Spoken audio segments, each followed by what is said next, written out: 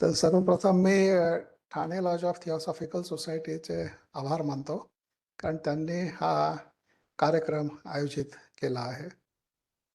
तर आता आपण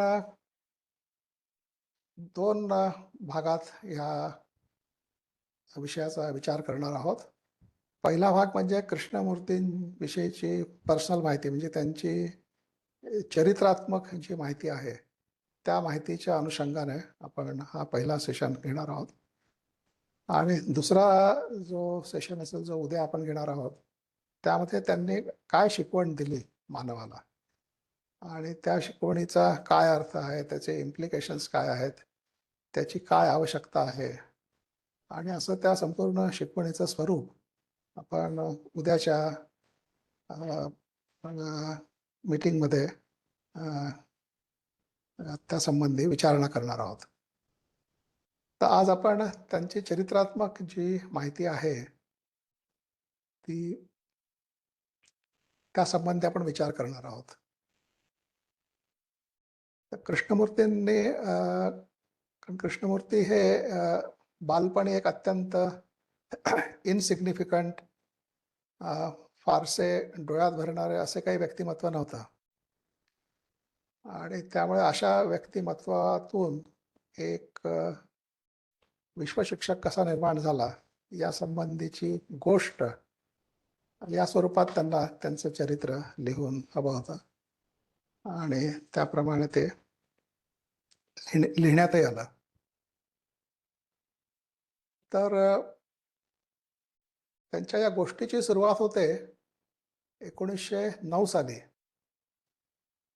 त्यावेळी त्यांचे वडील जे थिओसॉफिकल सोसायटीचे होते आणि ॲनी बेझंटना खूप ते मानत असत, तर ते रिटायरमेंट नंतर चेन्नईला येऊन अड्यारच्या बाहेरच, अड्यार कॅम्पसच्या बाहेरच एक घर भाड्याने घेऊन तिथे राहत होते, आणि तिथे राहून ते मग सोसायटीचं काही थोडंफार काम करत असत. आणि त्यांची जी मुलं होती ती मुलं आणि आजूबाजूच्या वस्तीतली मुलं ही सगळी त्या अड्यार नदी जिथं समुद्राला मिळते त्या ठिकाणी खेळायला जात असत. तर एके दिवशी ते असेच खेळत असताना त्यावेळेचे जे एक एमिनंट किंवा सुप्रसिद्ध थिओसॉफिस्ट होते, त्यांचं नाव होतं चार्ल्स वेबस्टर लेडबिटर, किंवा इन शॉर्ट त्यांना CWL असं म्हणायचं. तर हे CWL जे होते ते क्लेअरवायंट होते, म्हणजे त्यांना दिव्य दृष्टी होती.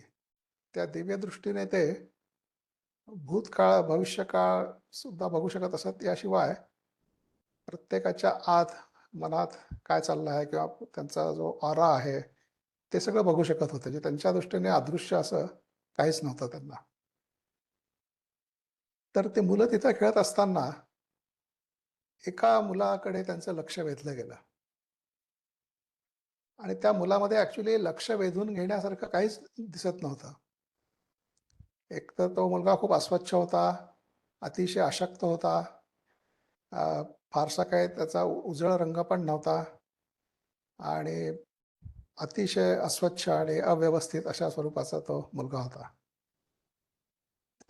परंतु त्या मुलाकडे बघत असताना CWLला त्यांच्या दिव्य दृष्टीने असं त्या मुलाचा ऑरा दिसला. त्या ऑरामध्ये त्यांना असं दिसलं की तो अत्यंत शुद्ध आणि स्वच्छ असा ऑरा होता, आणि एवढा शुद्ध ऑरा त्यांनी कोणाचाच बघितला नव्हता. कारण त्या ऑरामध्ये स्वार्थाचा लवलेशही नव्हता. म्हणजे इतका निस्वार्थी ऑरा त्यांनी आतापर्यंत कोणाचाच बघितला नव्हता. आणि त्यामुळे मग त्यांची उत्सुकता जागृत झाली, आणि त्यांनी मग त्यांच्या दिव्य दृष्टीने शोध घेतला या मुलाच्या भूतकाळाचा आणि भविष्याचा. तेव्हा त्यांना असं दिसून आलं की या मुलाच्या शरीरातून जे विश्वशिक्षक म्हणजे बोधिसत्व ते या मुलाच्या शरीरात प्रकट होऊन या शरीराद्वारे मानवतेला एक नवी शिकवण देणार आहेत. आणि ती शिकवण मानवतेसाठी आत्ता अत्यंत गरजेची आहे. आणि ती शिकवण या मुलाच्या शरीराच्या माध्यमातून बोधिसत्व हे जगाला देणार आहेत, असं त्यांना त्यांच्या दिव्य दृष्टीने दिसून आलं. आणि त्याबरोबर त्यांना असंही दिसलं की त्यांची ह्या मुलाच्या बाबतीत काय जबाबदारी आहे. मग त्यांनी ही गोष्ट त्यावेळच्या ज्या थिओसॉफिकल सोसायटीच्या अध्यक्षा होत्या ॲनी बेझंट, त्यांच्याबरोबर ही गोष्ट शेअर केली आणि त्यांना आपलं मत सांगितलं. त्यावेळी ॲनी बेझंटकडे पण दिव्यदृष्टी होती आणि त्यांनी कन्फर्म केलं की CWLचं जे फाइंडिंग आहे ते बरोबर आहे. आणि मग त्याप्रमाणे मग त्यांच्या हालचाली सुरू झाल्या. कारण त्या मुलांना म्हणजे विशेषतः कृष्णमूर्तींना ती जी भूमिका किंवा त्यांचं शरीर एक विशिष्ट प्रकारे तयार करण्याची आवश्यकता होती. कारण त्याशिवाय बोधिसत्व त्या शरीरातून कार्य करू शकत नव्हते. आणि त्यासाठी त्या मुलांचा ताबा ॲनी बेझंटकडे असणं हे अत्यंत आवश्यक होतं. आणि कृष्णमूर्तींचे वडील नारायण अय्या हे थिओसॉफिस्ट होते. ॲनी बेझंटला खूप मानत असत. त्यामुळे ॲनी बेझंटने जेव्हा त्यांना सांगितलं की ह्या मुलांना मी अडॉप्ट करते आणि त्यांना उत्तम शिक्षण देते, इंग्लंडला घेऊन जाते, तिकडे त्यांना शिक्षण देईन आणि त्यांचा संपूर्ण सांभाळ करेन. तर नारायणांना खूप आनंद झाला आणि ते ह्या गोष्टीशी सहमत झाले. त्यानंतर एक कायदेशीर करार त्या दोघांमध्ये झाला आणि त्या करारानुसार त्या मुलांचं पालकत्व हे ॲनी बेझंटकडे आलं. तर कृष्णमूर्ती त्यांचा धाकटा भाऊ नित्यानंद त्याच्याशी खूप अटॅच्ड होते आणि नित्यानंदाशिवाय ते ॲनी बेझंटकडे यायला तयार नव्हते.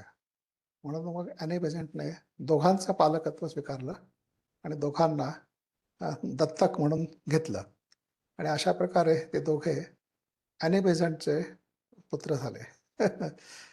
आणि मग त्यांना घेऊन त्या इंग्लंडमध्ये गेले आणि मग त्यांचं शिक्षण वगैरे सुरू झालं. तर नित्या हा बऱ्यापैकी हुशार विद्यार्थी होता, पण कृष्णमूर्ती ना त्या शिक्षणामध्ये तेवढा काही इंटरेस्ट नव्हता आणि कृष्णमूर्ती एकही परीक्षा पास होऊ शकले नाहीत. आणि नंतर मग लेटर ऑन जेव्हा कृष्णमूर्तींनी त्यांच्या एका प्रवचनात या गोष्टीचा उल्लेख केला, तेव्हा त्यांनी असं सांगितलं की ते परीक्षेच्या हॉलमध्ये बसून राहायचे आणि काहीच लिहायचे नाहीत. कोरा पेपर द्यायचे आणि त्यामुळे ते एकही परीक्षा पास होऊ शकले नाहीत. त्यांच्यासाठी ते आवश्यकही नव्हतं. आणि त्यांना कुठल्याही युनिव्हर्सिटीमध्ये असा प्रवेश मिळाला नाही, कारण तोपर्यंत त्यांची खूपच प्रसिद्धी अशी झाली होती आणि त्या प्रसिद्धीमुळे त्यांना कुठली युनिव्हर्सिटी प्रवेश द्यायला तयार नव्हते. त्यामुळे त्यांना मग प्रायव्हेट ट्युटर्स ठेवून त्यांच्याद्वारे त्यांना शिकवण्यात आलं. आणि त्यांना E.A. वुडहाऊस हे इंग्रजी शिकवत असत. नंतर शिवाराव म्हणून होते, त्यांनी त्यांना मॅथमॅटिक्स आणि संस्कृत शिकवलं आणि असेच इतर व्यक्तींद्वारे त्यांना प्रायव्हेटली शिकवण्यात आलं. आणि कृष्णमूर्तींसंबंधी ज्या इन्स्ट्रक्शन्स होत्या त्या डायरेक्टली बोधिसत्वांकडून येत असत आणि त्या इन्स्ट्रक्शन्स CWLच्या थ्रू येत असत. आणि त्यामध्ये असं सूचना करण्यात आली होती की कृष्णमूर्तींच्या शरीराची व्यवस्थित काळजी घ्या. त्या शरीराला अत्यंत उत्तम प्रकारे निरोगी बनवा, परंतु त्यांच्या मनावर कुठलेही संस्कार करू नका. त्यांच्या मनाला कुठलीही फिलॉसॉफी, कुठल्याही तत्वज्ञान वगैरे काही शिकवण्याच्या भानगडीत पडू नका. थिओसॉफीसुद्धा त्यांना शिकवण्याची गरज नाही. आणि त्यांच्या मनाचं हे बोधिसत्व त्यांच्या मनाचं काय करायचं ते स्वतः ठरवतील, ते स्वतः करतील आणि बाकीच्यांनी फक्त त्यांच्या शरीराची काळजी घेऊन ते शरीर पूर्णपणे निरोगी असं तयार होईल, हेल्दी सशक्त असं, एवढं काळजी. आणि त्यांनी इंग्रजी व्यवस्थित शिकवायला सांगितलं, कारण ते इंग्रजीतून पुढे बोलणार होते. त्यामुळे त्यांचं इंग्रजी व्यवस्थित त्यांना शिकवण्यात आलं आणि अशा प्रकारे त्यांना तयार करण्यात आलं. पण त्याआधी जेव्हा त्यांचा ताबा घेतला, तेव्हा त्यांना तयार करण्याच्या दृष्टीने सुरुवातीला त्यांना मास्टर के.एचकडे नेण्यात येत असे. म्हणजे 1909 साली जेव्हा कृष्णमूर्तींना ॲनी बेझंटने अडॉप्ट केलं आणि त्यानंतर कृष्णमूर्ती अड्यारच्या कॅम्पसमध्ये येऊन राहायला लागले, तर तेव्हा त्यांना पहिल्या इनिशिएशनसाठी तयार करण्याचं काम सुरू झालं. आणि त्यासाठी रोज रात्री झोपल्यानंतर सूक्ष्म देहाने CWL त्यांना मास्टर के.एचकडे नेत असत आणि मास्टर के.एच त्यांना इन्स्ट्रक्शन्स देत असत इंग्रजीतून स्पष्टपणे, की काय त्यांना करायचं आहे, काय करायचं नाही, कशा स्वरूपाचं हे आहे, असं सगळं. आणि मग त्या सगळ्या इन्स्ट्रक्शन्स किंवा मास्टर के.एच जे काय म्हणाले आहेत ते सर्व सकाळी झोपेतनं उठल्यानंतर कृष्णमूर्ती ते लिहून काढायचे आणि अशा प्रकारे रोजच्या त्यांच्या त्या नोट्स तयार झाल्या.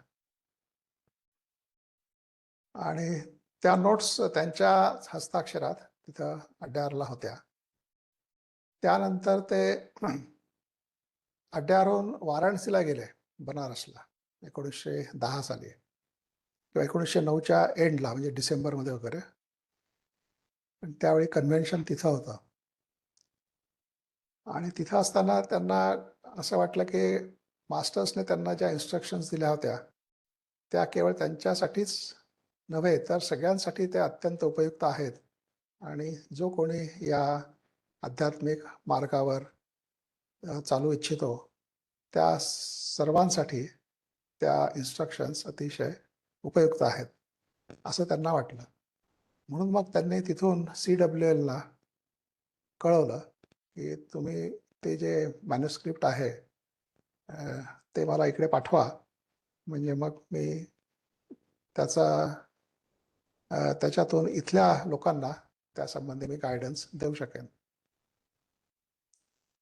तर मग CWLने विचार केला की जर गायडन्ससाठी त्या मॅन्युस्क्रिप्टचा वापर करायचा असेल तर ते एक तर व्यवस्थित संकलित केलं पाहिजे आणि ते ग्रॅमॅटिकली चेक केलं पाहिजे, कारण कृष्णमूर्तींचं इंग्लिश त्यावेळी तेवढं चांगलं नव्हतं, त्यामुळे त्यात काही ग्रामरच्या चुका असू शकत होत्या.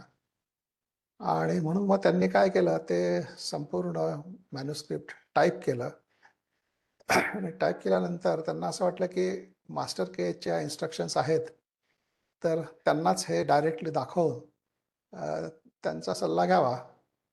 मग त्यांनी ते मॅन्युस्क्रिप्ट ते सूक्ष्मदेहाने मास्टर के.एचकडे घेऊन गेले, त्यांना दाखवलं. त्यांनी ते वाचून त्यामध्ये काही 1-2 शब्द ॲड केले, काही 1-2 गोष्टी त्यांनी करेक्ट केल्या आणि त्या व्यतिरिक्त बाकीचं सगळं जे मॅन्युस्क्रिप्ट होतं ते कृष्णमूर्तींनी जसं लिहून काढलं होतं तसंच होतं. आणि त्याप्रमाणे मग ते करेक्टेड मॅन्युस्क्रिप्ट मग CWLने टाईप्ड स्क्रिप्ट ही बनारसला पाठवून दिली कृष्णमूर्तींच्या वापरासाठी. आणि त्यानंतर मग वर्ल्ड टीचर म्हणजे विश्वशिक्षक किंवा बोधिसत्व यांच्याकडून इन्स्ट्रक्शन आले की त्या ज्या नोट्स आहेत त्या पुस्तक रूपाने प्रसिद्ध करण्यात याव्या आणि त्याच्याद्वारे कृष्णमूर्तींची जगाला ओळख करून द्यावी. मग त्याप्रमाणे मग ते पुस्तक जे होतं ते प्रसिद्ध करण्यात आलं आणि त्याचंच नाव at the feet of the master या नावाने ते पहिलं पुस्तक कृष्णमूर्तींचं प्रसिद्ध करण्यात आलं आणि त्या पुस्तकाद्वारे जगाला कृष्णमूर्तींची ओळख करून देण्यात आली आणि येणाऱ्या विश्वशिक्षकाचा हे शरीर आहे अशा प्रकारे म्हणजे व्हेकल जे वाहन आहे अशा प्रकारे त्यांची ओळख करून देण्यात आली जगाला, किंवा हे येणारा विश्वशिक्षक आहे असं. आणि ते पुस्तक अतिशय लोकप्रिय झालं. अजूनही ते तितकंच लोकप्रिय आहे आणि जवळजवळ 50 ते 60 वेगवेगळ्या भाषांमध्ये त्याचे अनुवाद झालेले आहेत आणि ते अजूनही इन प्रिंट आहे. त्याची अजूनही खूप मागणी आहे. तर त्यानंतर मग CWLने त्यांचे पास्ट लाईफ्स म्हणजे पास्ट इन्कार्नेशन्स इन्व्हेस्टिगेट केले. तर रोज सकाळी कृष्णजींना CWLच्या बंगल्यात घेऊन नेण्यात येत असे. ते त्यावेळी ऑक्टॅगोनल बंगलोमध्ये राहत असत आणि तिथे बसून मग ते डोळे मिटून ध्यानस्थ बसून मग ते त्यांचं ते इन्कार्नेशन डिस्क्राईब किंवा वर्णन करत असत आणि ते मग शॉर्ट हँडमध्ये लिहून काढलं जात असे आणि मग ते टाईप करण्यात येत असे आणि नंतर ते प्रसिद्ध करण्यात येत असे. तर अशा प्रकारे ते सुरू झालं आणि ती संपूर्ण सिरीज जी होती त्याचं नाव rents in the veil of time अशा स्वरूपाचं टायटल होतं आणि त्या सिरीजचं. आणि त्या सिरीजमध्ये कृष्णजींचे या इन्कार्नेशनच्या पूर्वीचे 48 इन्कार्नेशन्सची सगळी माहिती त्या ठिकाणी एकेका आर्टिकलद्वारे प्रसिद्ध करण्यात आली. नंतर 1924 किंवा 25 साली ते संपूर्ण पुस्तक रूपाने प्रसिद्ध करण्यात आलं ती सगळी माहिती. त्या सगळ्या इन्कार्नेशनमध्ये कृष्णमूर्तींना एक कॉमन नाव देण्यात आलं, ते होतं अल्किओनी. आणि लाईव्ज ऑफ अल्किओनी या नावाने ते पुस्तक प्रकाशित करण्यात आलं. कारण 48 जन्मांमध्ये 48 वेगवेगळी नावं होती कृष्णमूर्तींची आणि प्रत्येक जन्मातल्या वेगळ्या नावाने त्यांना ओळखणं आणि असं 48 जन्मातनं 48 वेगवेगळ्या नावाने, तर त्यामुळे खूप कन्फ्युजन झालं असतं. म्हणून या 48 जन्मामध्ये जे पुन्हा पुन्हा येणारे व्यक्तित्व होते त्या प्रत्येक व्यक्तित्वाला एक कॉमन नाव असं देण्यात आलं आणि त्याप्रमाणे कृष्णमूर्तींना अल्किओनी हे नाव देण्यात आलं. अल्किओनी हे नाव कृत्तिका नक्षत्रामधला जो सगळ्यात ठळक तारा आहे त्या ताऱ्याचं नाव अल्किओनी असं आहे म्हणजे ॲस्ट्रॉनॉमीमध्ये. तर लाईव्ज ऑफ अल्किओनी या नावाने ते पुस्तक प्रसिद्ध झालं. परंतु त्या पुस्तक ज्या कागदावर प्रिंट करण्यात आलं त्या कागदाची क्वालिटी अतिशय पुअर असल्यामुळे काही वर्षातच तो कागद डिसइंटिग्रेट व्हायला लागला आणि नंतर त्या पुस्तकाची अवस्था अशी झाली की पान उलटताना सुद्धा त्याचा तुकडा पडत असे. त्यामुळे आणि त्यानंतर ते पुन्हा रिप्रिंट झालं नाही. परंतु या पुस्तकाची सॉफ्ट कॉपी इंटरनेटवर उपलब्ध आहे. ज्यांना इंटरेस्ट आहे ते वाचू शकतात. आणि असं आणि त्या जेव्हा कृष्णमूर्तींची जगाला ओळख करून देण्यात आली at the feet of the master या पुस्तकाद्वारे, त्यानंतर एक वेगळी संस्था आणि त्या ओळख करून देण्यामध्येच असंही डिक्लेअर करण्यात आलं की कृष्णमूर्तींच्या देहातून बोधिसत्व किंवा विश्वशिक्षक म्हणजे वर्ल्ड टीचर हे जगाला नवी शिकवण देणार आहेत. आणि त्या वर्ल्ड टीचरचं मॅनिफेस्टेशन जेव्हा होईल तोपर्यंत त्याच्या स्वागतासाठी म्हणून जी काय तयारी करायची असेल त्या सगळ्या तयारीसाठी म्हणून त्यांनी एक वेगळी संस्था सुरू केली आणि त्या संस्थेचं नाव त्यांनी order of the star in the east असं दिलं आणि कृष्णमूर्तींना त्या संस्थेचं अध्यक्ष बनवण्यात आलं आणि त्यांच्या मार्गदर्शनाखाली त्या संस्थेचं कार्य सुरू झालं. आणि ही सगळी माहिती इतकी उत्साहवर्धक होती किंवा एक्साइटिंग होती की लवकरच जगभरात जवळजवळ 1 लाखापेक्षा जास्त सदस्य त्या संस्थेचे झाले. आणि प्रत्येक जण मग आता विश्वशिक्षणाचे किंवा वर्ल्ड टीचरचं अवतरण केव्हा होतं या शरीरातनं त्याची वाट बघत होते. आणि मीनवाईल कृष्णमूर्तींच्या शरीराचं ट्रेनिंग चालू होतं. तर त्यांच्यामध्ये अशा कुठल्याही सवयी राहता कामा नये की ज्यामुळे वर्ल्ड टीचरच्या कार्यामध्ये अडथळा येऊ शकेल. म्हणून त्यांच्या सगळ्या सवयी ज्या आहेत त्या मोडून काढण्यात आल्या आणि जे अत्यंत आवश्यक शरीराला आवश्यक आणि पोषक असेल अशाच प्रकारची त्यांची जगण्याची धाटणी त्यांना देण्यात आली. आता उदाहरणार्थ सांगायचं झालं तर आपल्याला खाण्यापिण्यामध्ये खूप इंटरेस्ट असतो आणि एखादा पदार्थ आपल्याला आवडला की मग त्याचं आपल्याकडनं अतिसेवन होतं आणि अतिसेवन झालं की मग शरीराला त्रास होतो आणि जर शरीराला त्रास झाला तर मग अशा शरीरातनं विश्वशिक्षक कसं काय काम करू शकतील.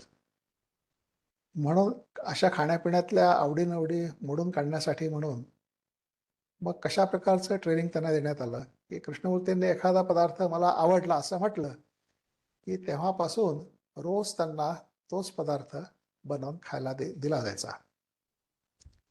आणि असं रोज तोच आवडणारा पदार्थ खाऊन खाऊन मग एके दिवशी ते जेव्हा म्हणतील की आता मला हा पदार्थ मुळीच आवडत नाही, ही त्यांची संपूर्ण आवड त्या पदार्थाविषयी संपून गेलेली असायची, त्यावेळी मग ते तो पदार्थ त्यांच्यासाठी बनवण्याचं थांबायचं. आणि त्यामुळे कृष्णमूर्तींच्या खाण्यापिण्याच्या सवयी अशा होत्या की जे शरीराला आवश्यक आणि पोषक आहे असंच ते खात असत आणि दुसरं कुठलंही केवळ चवीसाठी म्हणून खाणं हे त्यांच्या जीवनात नव्हतंच. तरी पण त्यांना पदार्थ कुठल्या पदार्थाची चव कशी असते काय असते या संबंधी सगळे उत्सुकता आणि क्युरिओसिटी असायची, परंतु चवीच्या आहारी जाऊन त्यांनी कधीही त्यांचा आहार बिघडू दिला नाही आणि त्यामुळे त्यांचं आरोग्य आणि त्यांच्या सगळ्या ब्लड व्हॅल्यूज या अगदी आयडियल अशा होत्या शेवटपर्यंत. तर अशा प्रकारे त्यांच्या शरीराचं ट्रेनिंगही सुरू होतं. नंतर त्यांना रोज ठराविक व्यायाम हा अत्यावश्यक ठेवलेला होता. रोज ते 30 किलोमीटर सायकलिंग त्यांना करावं लागायचं. त्यानंतर काही खेळ म्हणजे टेनिस वगैरे खेळणं किंवा इतरही प्रकारचे शारीरिक ॲक्टिव्हिटीज जेणेकरून शरीर अतिशय निरोगी आणि सशक्त असं होईल अशा प्रकारे सगळी काळजी घेण्यात आली. आणि त्यानंतर मग पहिल्या महायुद्धाच्या वेळी कृष्णमूर्ती फ्रान्समध्ये होते आणि त्यामुळे आणि त्यावेळी सगळ्या त्या युद्धाच्या बातम्या वगैरे येत असत आणि तेव्हा अजून तसं त्यांच्या जीवनामध्ये एक्साइटिंग असं काही घडत नव्हतं त्या काळामध्ये. आणि विश्वशिक्षक किंवा वर्ल्ड टीचरांचं मॅनिफेस्टेशन केव्हा होणार त्यासंबंधी काही क्लू नव्हता. त्यामुळे मग एक प्रकारचं असं एक बोर्डम सारखं जीवन त्यांचं चाललं होतं आणि त्यावेळी त्यांना युद्धामध्ये काहीतरी मदत पण करायची होती, परंतु त्यांना सांगण्यात आलं की त्यांचं जे कार्य आहे त्या कार्याला हे युद्धातलं काम करणं हे अनुकूल होऊ शकत नाही, त्यामुळे ते त्यांना करता येणार नाही. पण तरी पण त्यांची इच्छा असल्यास ते जखमी सोल्जर्सची शुश्रूषा करू शकतात, म्हणजे नर्सिंगचं काम त्यांना हवं असलं तर ते करू शकतात. मग ते काम त्यांनी थोडं पहिल्या महायुद्धाच्या वेळी केलं आणि त्यानंतर मग ते अमेरिकेत गेले. तिथे कॅलिफोर्नियात ओहाय व्हॅली त्यांना अतिशय आवडली आणि त्या ओहाय व्हॅलीमध्ये ॲक्च्युली त्यांचा भाऊ नित्यानंद होता, त्याला थोडासा कन्झम्पशनचा म्हणजे क्षयाचा त्रास होता आणि सतत खोकला वगैरे, तर त्याला ती ओहायची हवा खूप सूट झाली आणि त्यामुळे मग ते तिथं ते राहायला लागले. आणि मग ओहायला 1922 साली त्यांच्या आतमध्ये ती प्रक्रिया सुरू झाली. प्रक्रिया म्हणजे प्रोसेस, एक गूढ अशी प्रक्रिया त्यांच्या आतमध्ये सुरू झाली आणि त्या प्रक्रियेमधून त्यांचा मेंदू जो आहे तो विशिष्ट प्रकारे अ, त्याच्यावर अ, त्याला तयार करण्यात येऊ लागला. कारण त्या काळामध्ये किंवा आत्ताही अ, विश्वशिक्षकाचे विश्वशिक्षक पूर्णपणे मॅनिफेस्ट होऊ शकेल असं कुठलंही मानवी शरीर त्या काळातही उपलब्ध नव्हतं आणि आताही उपलब्ध नाही आहे. आणि जर विश्वशिक्षकाला शरीरातून कार्य करायचं असेल तर त्यासाठी ते शरीरावर विशिष्ट प्रकारे ते शरीर संस्कारित करावं लागेल किंवा त्याची तयारी करून घ्यावी लागेल आणि ती तयारी या प्रक्रियेद्वारा कृष्णजींच्या शरीराची करून घेण्यात आली आणि त्याचं सगळं वर्णन त्यांच्या चरित्रात दिलेलं आहे. ते तुम्ही वाचू शकता आणि मूळ चरित्र इंग्रजीत असलं तरी मराठीत त्याचा अनुवाद जे कृष्णमूर्ती जीवन आणि मृत्यू या नावाने उपलब्ध आहे. तर ते मराठीतून तुम्ही ते चरित्र वाचू शकता. त्यामध्ये या संपूर्ण प्रक्रियेसंबंधीचं वर्णन त्या ठिकाणी देण्यात आलं आहे. तर ह्या सगळ्या प्रक्रियेनंतर कृष्णमूर्तींचा मेंदू एक वेगळ्याच प्रकारे कार्य करायला लागला. म्हणजे आतापर्यंत ते एक डिसायपल किंवा शिष्य या पद्धतीने कार्य करत असत की ज्या काही इन्स्ट्रक्शन्स येत असत मास्टर्सकडून त्या इन्स्ट्रक्शन प्रमाणे वागणं, त्याप्रमाणे करणं, असं त्यांचं हे होतं. पण ह्या प्रोसेस नंतर ते सगळं बदललं आणि ते स्वतःहून प्रत्येक गोष्टीचा विचार करू लागले. प्रत्येक गोष्टी संबंधित चिकित्सक बुद्धीने ती समजावून घेण्याचा प्रयत्न करू लागले आणि त्यातून मग त्यांना प्रत्येक गोष्टीचं जे काय खरं स्वरूप आहे ते त्याचं त्यांना आकलन व्हायला लागलं. आणि हा काळ जवळजवळ 7-8 वर्षाचा काळ होता.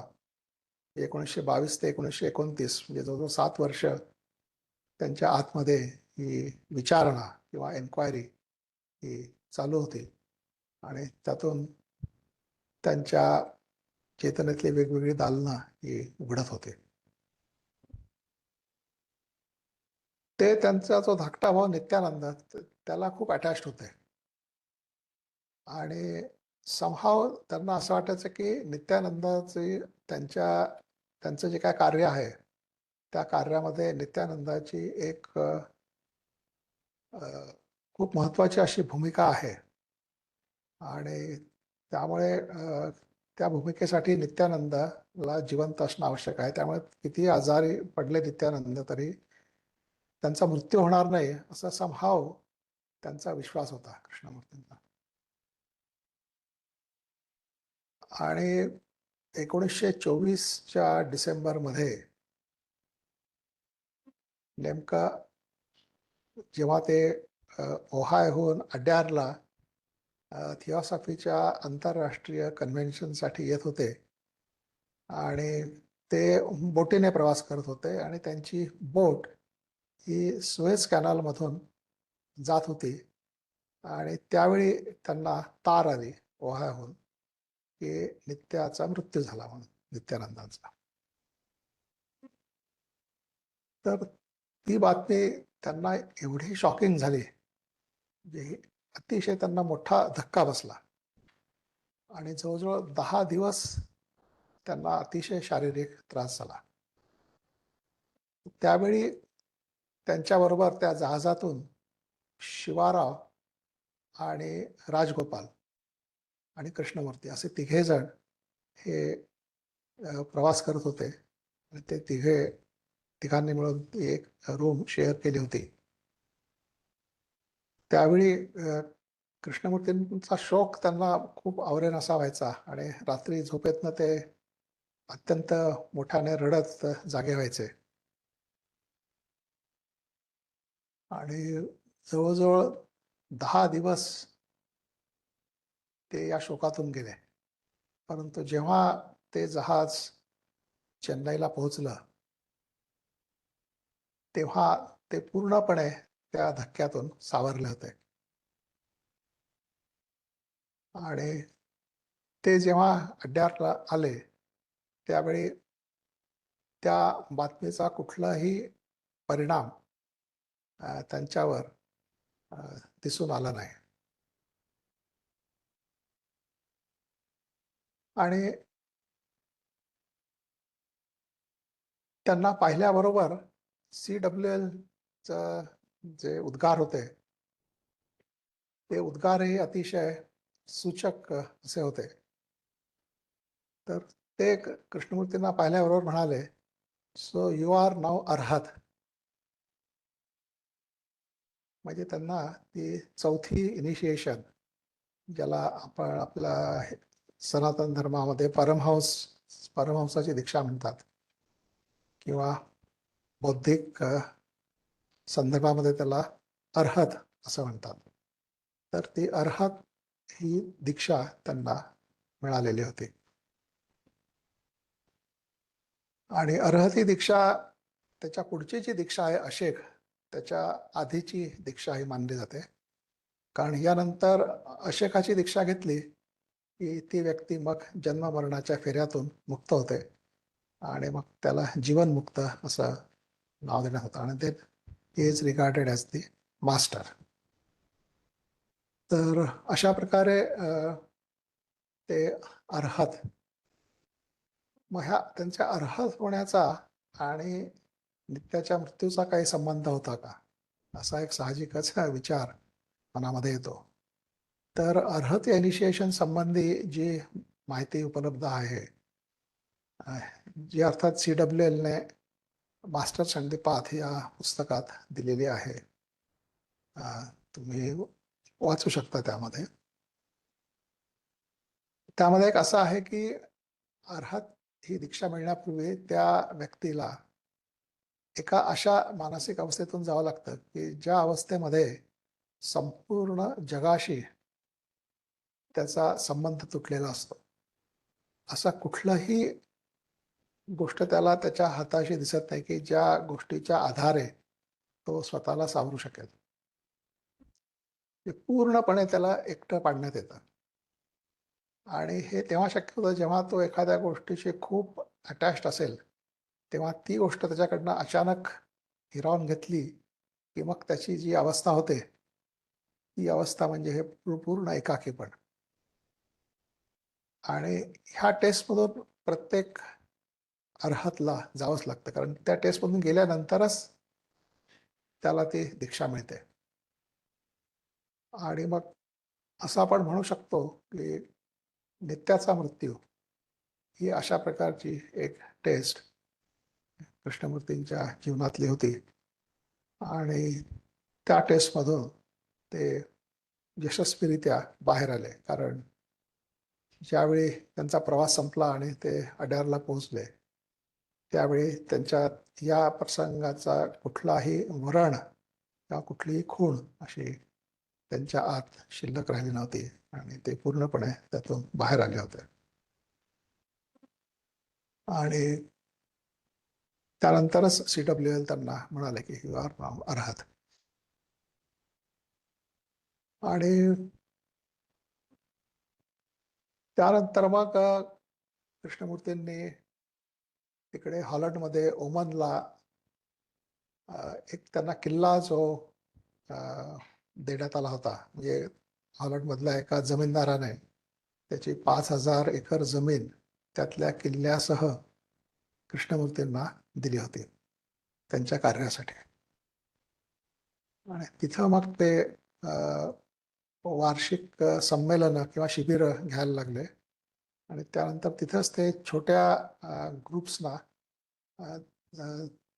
त्यांच्याशी संवाद साधून त्यातून त्यांना ते विश्वशिक्षक आल्यानंतर त्याचं त्याच्यासाठी कशी तयारी करायची, त्याच्या स्वागतासाठी म्हणण्यापेक्षा त्याच्या कार्यात मदत करण्यासाठी स्वतःला कसं तयार करायचं या संबंधीचं ते त्यांना मार्गदर्शन करत असत. आणि हे सगळे ग्रुप्स जे होते त्यांना सेल्फ प्रिपरेशन ग्रुप्स असं नाव देण्यात आलं. आणि या सेल्फ प्रिपरेशन ग्रुप्स बरोबर कृष्णमूर्तींच्या कार्यशाळा व्हायच्या 8-8, 10-10 दिवसांच्या. आणि त्यामधून ते त्या ग्रुपच्या सदस्यांना मार्गदर्शन करायचं. आणि अशा प्रकारे सगळं ते कार्य सुरू होतं. आणि लोक अतिशय उत्सुक होते आणि आता विश्वशिक्षकाचं अवतरण केव्हाही होऊ शकेल असं एक जाणवायला लागलं. आणि मग 1929 साली ऑगस्टला जेव्हा त्यांचं आंतरराष्ट्रीय शिबिर हॉलंडमधल्या ओमन या ठिकाणी आयोजित करण्यात आलं होतं. आणि त्या शिबिराच्या पहिल्याच दिवशी कृष्णमूर्तींनी अशी घोषणा केली की ही जी order of the star in the east ही संस्था आहे त्या संस्थेचं विसर्जन करण्यात येत आहे. कारण कुठल्याही संस्थेचे सदस्य बनून मनुष्य हा स्वतंत्र होऊ शकत नाही किंवा सत्यापर्यंत येऊ शकत नाही. आणि ह्या संस्था या शेवटी त्याच्या कुबड्या बनतात आणि त्याला परावलंबी करतात. तो स्वतःच्या पायावर उभा राहू शकत नाही. म्हणून या संस्थांचा काही उपयोग नाही सत्य शोधनासाठी. म्हणून त्यांनी ती संस्थाच त्याचे विसर्जन करून टाकलं. आणि हे सगळ्या लोकांना अतिशय शॉकिंग होतं. हे अतिशय त्यांचं कृत्य त्या संस्थेच्या मेजॉरिटी सदस्यांना हे अत्यंत धक्कादायक वाटलं. पण आतापर्यंत त्या संस्थेचे सगळे सदस्य स्वतःला तयार करत होते या दृष्टीने की फक्त वर्ल्ड टीचरने येऊन त्यांना सांगायचं की त्यांनी काय करायला पाहिजे. आणि वर्ल्ड टीचरने सांगताच त्याप्रमाणे हे सर्व सदस्य ते करतील. आणि तसं केलं की मग ते ऑलरेडी मुक्त होतील किंवा सत्याप्रत येतील. म्हणून ते उत्सुकतेने वाट बघत होते त्या वर्ल्ड टीचरची. आणि जेव्हा वर्ल्ड टीचरचं मॅनिफेस्टेशन झालं तेव्हा त्यांना अगदी विपरीतच ऐकायला मिळालं. ते संस्था तर विसर्जित केलीच, पण त्यांनी लोकांनी किंवा सदस्यांनी काय केलं पाहिजे हे सांगण्याचा अजिबात नकार दिला. उलट ते म्हणाले की प्रत्येक सदस्याने स्वतः फाइंड आउट केलं पाहिजे की त्यांना काय केलं पाहिजे, त्यांनी काय केलं पाहिजे. आणि हे अत्यंत निराशाजनक हा प्रतिसाद होता. आणि त्यामुळे मग बरेचसे सदस्य त्यांचा त्या संस्थेमधला जो इंटरेस्ट होता तो संपला आणि खूप असे सदस्य त्यांना सोडून गेले. पण थोडे जे काही सदस्य उरले त्यांना कृष्णमूर्ती हे विश्वशिक्षक आहेत की नाही आहेत यापेक्षा ते काय सांगतात याच्यामध्ये जास्त त्यांना इंटरेस्ट होता. आणि त्यामुळे मग ते त्यांच्या भोवती राहिले आणि त्यांच्याशी बोलून ते समजावून घेण्याचा प्रयत्न करू लागले की विश्वशिक्षकांना काय सांगायचं आपल्याला. आणि अशा प्रकारे मग कृष्णमूर्तींचं कार्य तिथून सुरू झालं 1929च्या नंतर त्याच्या पुढे. आणि मग कृष्णमूर्तींनी त्यांची जी शिकवण आहे त्या शिकवण ती त्यांच्यातून उलगडत गेली. आणि ते शिकवणीचं नेमकं काय स्वरूप आहे आणि ती कशा संबंधी आहे हे आपण उद्याच्या सेशनमध्ये डिटेलमध्ये बघणार आहोतच.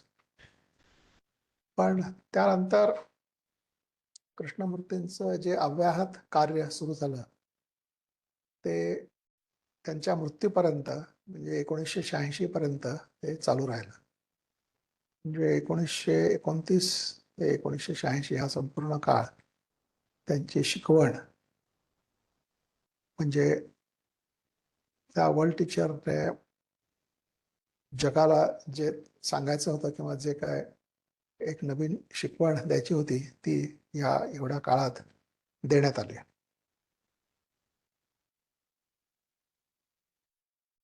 आणि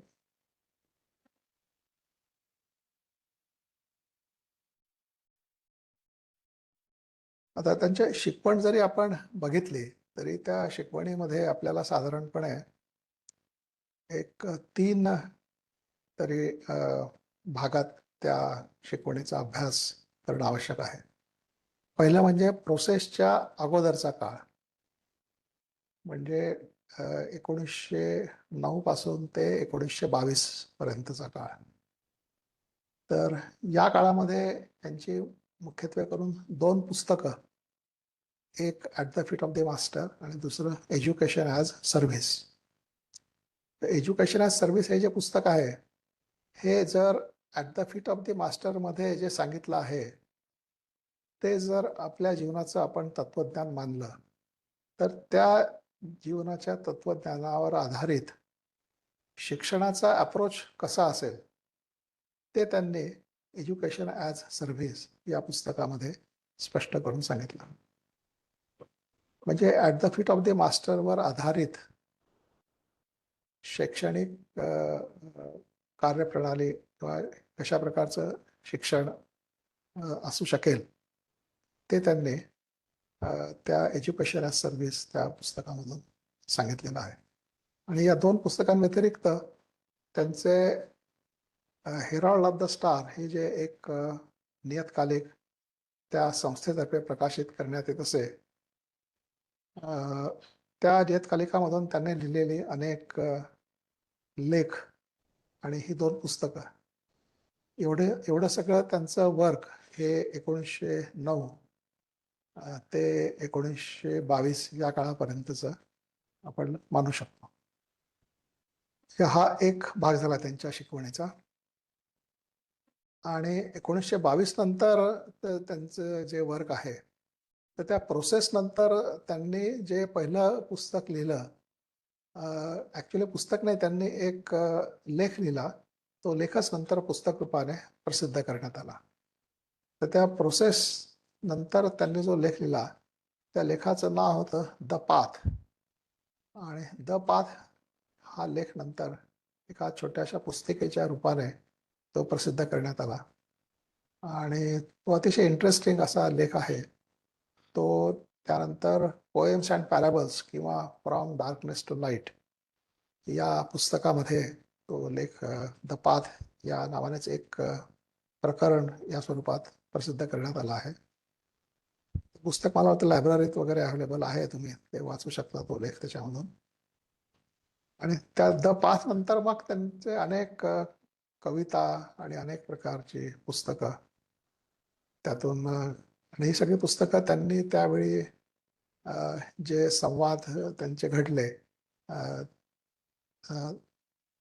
त्या विश्वशिक्षकाच्या संदर्भात किंवा त्या कार्याच्या संदर्भात त्या संस्थेच्या सदस्यांसमवेत त्यांचे जे संवाद झाले त्या संवादामधून ही अनेक पुस्तकं प्रसिद्ध करण्यात आली. आणि ज्या कविता होत्या ते त्यांनी उत्स्फूर्तपणे लिहिलेल्या कविता होत्या. त्याच्यामध्ये the immortal friend, come away वगैरे आहेत कवितांची पुस्तकं. आणि द किंगडम ऑफ हॅपीनेस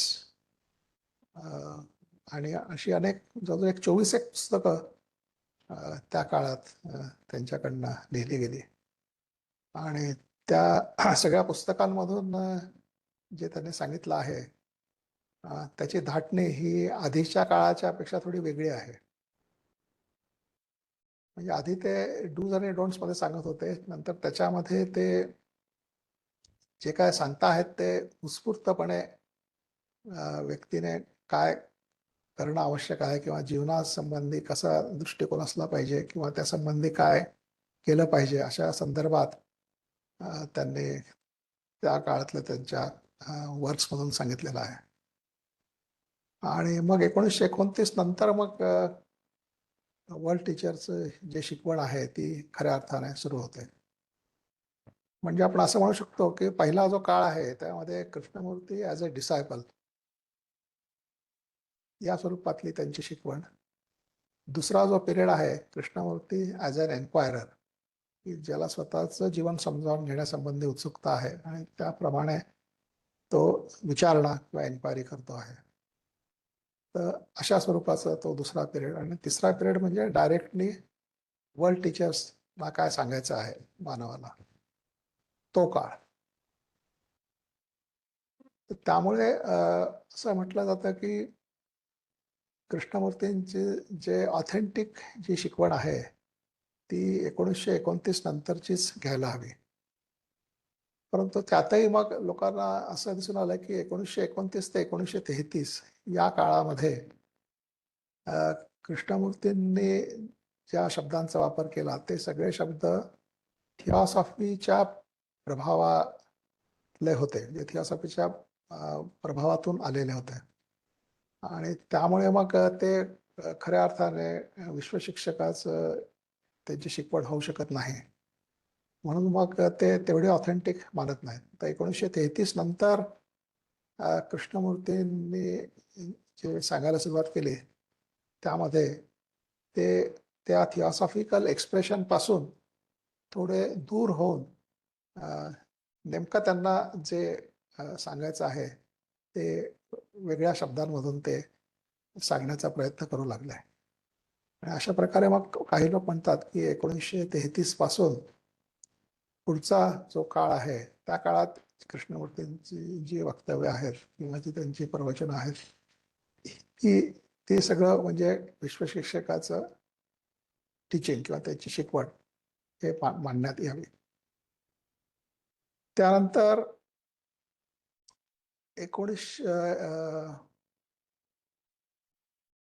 1980च्या काळामध्ये कृष्णमूर्तींना सुनंदा पटवर्धनांनी हा प्रश्न विचारला होता की वेगवेगळे लोक त्यांची जी शिकवण आहे त्याच्या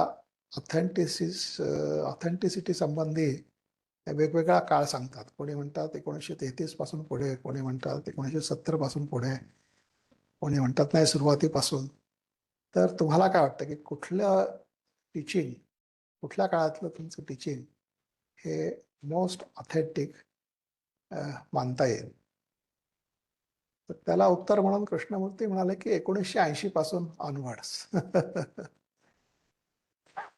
1980 पासून पुढे त्यांचं जे काय वक्तव्य आहे ते मोस्ट ऑथेंटिक टीचिंग त्यांचं मानण्यात यावं. तर 1980 या काळाचा काय सिग्निफिकन्स धरायचा, त्यांनी 1980 असं का सांगितलं? तर त्यांच्या चरित्रामध्ये हा एक उल्लेख आहे की 1979 साली नोव्हेंबर डिसेंबरच्या काळामध्ये ते ऋषी व्हॅलीला होते आणि तिथं ते एका आध्यात्मिक अनुभवातून गेले. म्हणजे ऍक्च्युली कृष्णमूर्तींचं जे ध्यान होत असे, त्यांची ज्या मनाची जी ध्यानावस्था असायची ते त्यांचं ध्यान हे निद्रावस्थेत सुरू व्हायचं. शरीर जेव्हा झोपलेलं असेल तेव्हा त्यांचं मन हे ध्यानस्थ असायचं आणि त्यावेळी ते सुरू झालेलं ध्यान मग त्यांना झोपेतनं जाग आल्यानंतर सुद्धा त्या शरीरातून ती ध्यानावस्था चालू राहायची आणि मग बराच काळ ती अवस्था असायची. तर या सगळ्या अवस्थांची वर्णनं कृष्णमूर्तींच्या नोटबुक या नावाच्या पुस्तकामध्ये तुम्हाला वाचायला मिळतील की कृष्णमूर्तींचं ध्यान हे कसं होत असे हे त्या नोटबुकमधून तुम्हाला कळू शकेल. तर 1979 साली कृष्णमूर्तींनी एक डॉक्युमेंट लिहिलं आणि त्याच्यामध्ये त्यांनी सांगितलं की त्या ऋषीवालीला असताना ही reach the source of all energy. संपूर्ण ऊर्जेचा जो स्रोत आहे त्या स्रोतापर्यंत ते पोहोचले, त्या स्रोताला जाऊन मिळाले. म्हणजेच ती ऊर्जातून कार्यरत होऊ लागली. Source of all energy. ते म्हणतात की ही reached the source of all energy. आणि ही गोष्ट 1979 साली झाली. आणि त्यानंतर कृष्णमूर्तींच्या प्रवचनातून एक वेगळ्याच प्रकारची ऊर्जा ही जाणवायला लागली. आणि कदाचित त्यामुळेही असेल की ते म्हणतात की 1980 पासून पुढचं सगळं त्यांचं वक्तव्य आहे हे सर्वात जास्त ऑथेंटिक मानण्यात यावं. कारण एक वेगळ्या प्रकारची ऊर्जा त्यांच्या त्या वक्तव्यातून दिसून येते. हे अर्थात तुम्ही जेव्हा त्यांचे वेगवेगळ्या काळातले प्रवचन ऐकाल किंवा वाचाल त्यातून तुमच्याही लक्षात येऊ शकेल. आणि 1980चा काळ मग त्यांच्या नावांच्या संस्था, त्यांच्यातून त्या शिक्षण संस्था, त्या शिक्षण संस्थातून मुलांना दिलं जाणारं शिक्षण आणि शिक्षणाविषयीचे त्यांचे विचार, या सगळ्या गोष्टी त्या घडत गेल्या. आणि 1980 नंतर मग त्यांनी त्यांची जी शिकवण होती त्या शिकवणीच्या अनुषंगाने कार्य करण्यावर त्यांनी जास्त भर द्यायला सुरुवात केली. ते म्हणाले मुलांच्या शिक्षणासाठी आपण पुष्कळ काही केलं आहे शाळांच्या स्वरूपात, परंतु ज्या व्यक्तींना त्यांची जी शिकवण आहे त्या शिकवणीचा खास अभ्यास करायचा आहे आणि ती शिकवण आपल्या जीवनात आणायची आहे, त्यांच्यासाठी आता आपण काहीतरी करायला हवं. तर त्यातूनच मग ही स्टडी सेंटर्स किंवा अध्ययन केंद्र ही संकल्पना पुढे आली. आणि त्यांच्या म्हणण्याप्रमाणे कृष्णमूर्तींनी असं इच्छा व्यक्त केली की ही जी त्यांची शिकवण आहे किंवा त्यांचं जे टीचिंग आहे त्याच्या अध्ययनासाठी म्हणून खास अशा काही जागा निर्माण करण्यात याव्या की जिथं लोकांना येऊन निवांतपणे राहता येईल आणि कुठल्याही अडथळ्याशिवाय त्यांच्या शिकवणीचा अभ्यास करता येईल अशा प्रकारची केंद्र किंवा सेंटर्स तयार करण्यावर त्यांनी भर दिला. मग त्याप्रमाणे भारतातलं पहिलं असं अध्ययन केंद्र वाराणसीला गंगेच्या काठी राजघाट या ठिकाणी सुरू करण्यात आलं. आणि जगातलं पहिलं जे स्टडी सेंटर आहे ते बापूड पार्कला सुरू करण्यात आलं. पण ही सगळी सेंटर्स कृष्णमूर्ती गेल्यानंतर हे सुरू करण्यात आले. तोपर्यंत ते सेंटर्स त्याचं बांधकाम किंवा ते बनवण्याचं कार्य सुरू होतं, पण त्यातलं जे ॲक्च्युअल कार्य आहे म्हणजे जे अध्ययन आहे ते कृष्णमूर्ती गेल्यानंतर ते सुरू झालं. आणि कृष्णमूर्तींच्या शिकवणीवरचा जो शेवटचा टप्पा म्हणजे त्यांच्या मृत्यूच्या वेळी त्यांना ते शेवटी कॅन्सरने आजारी झाले. आणि कॅन्सरने आजारी असताना हे उघड झालं की आता ते फार काळ जगणार नाहीत. आणि मग त्यांच्या मृत्यूनंतर त्यांची जी शिकवण आहे त्याचं काय होणार, किंवा त्यांच्या देहातनं जी एक प्रज्ञा किंवा जे एक विश्वशिक्षकाचं कार्य सुरू होतं त्या कार्याचं काय होणार, असा एक साहजिकच प्रश्न लोकांच्या मनात उपस्थित झाला.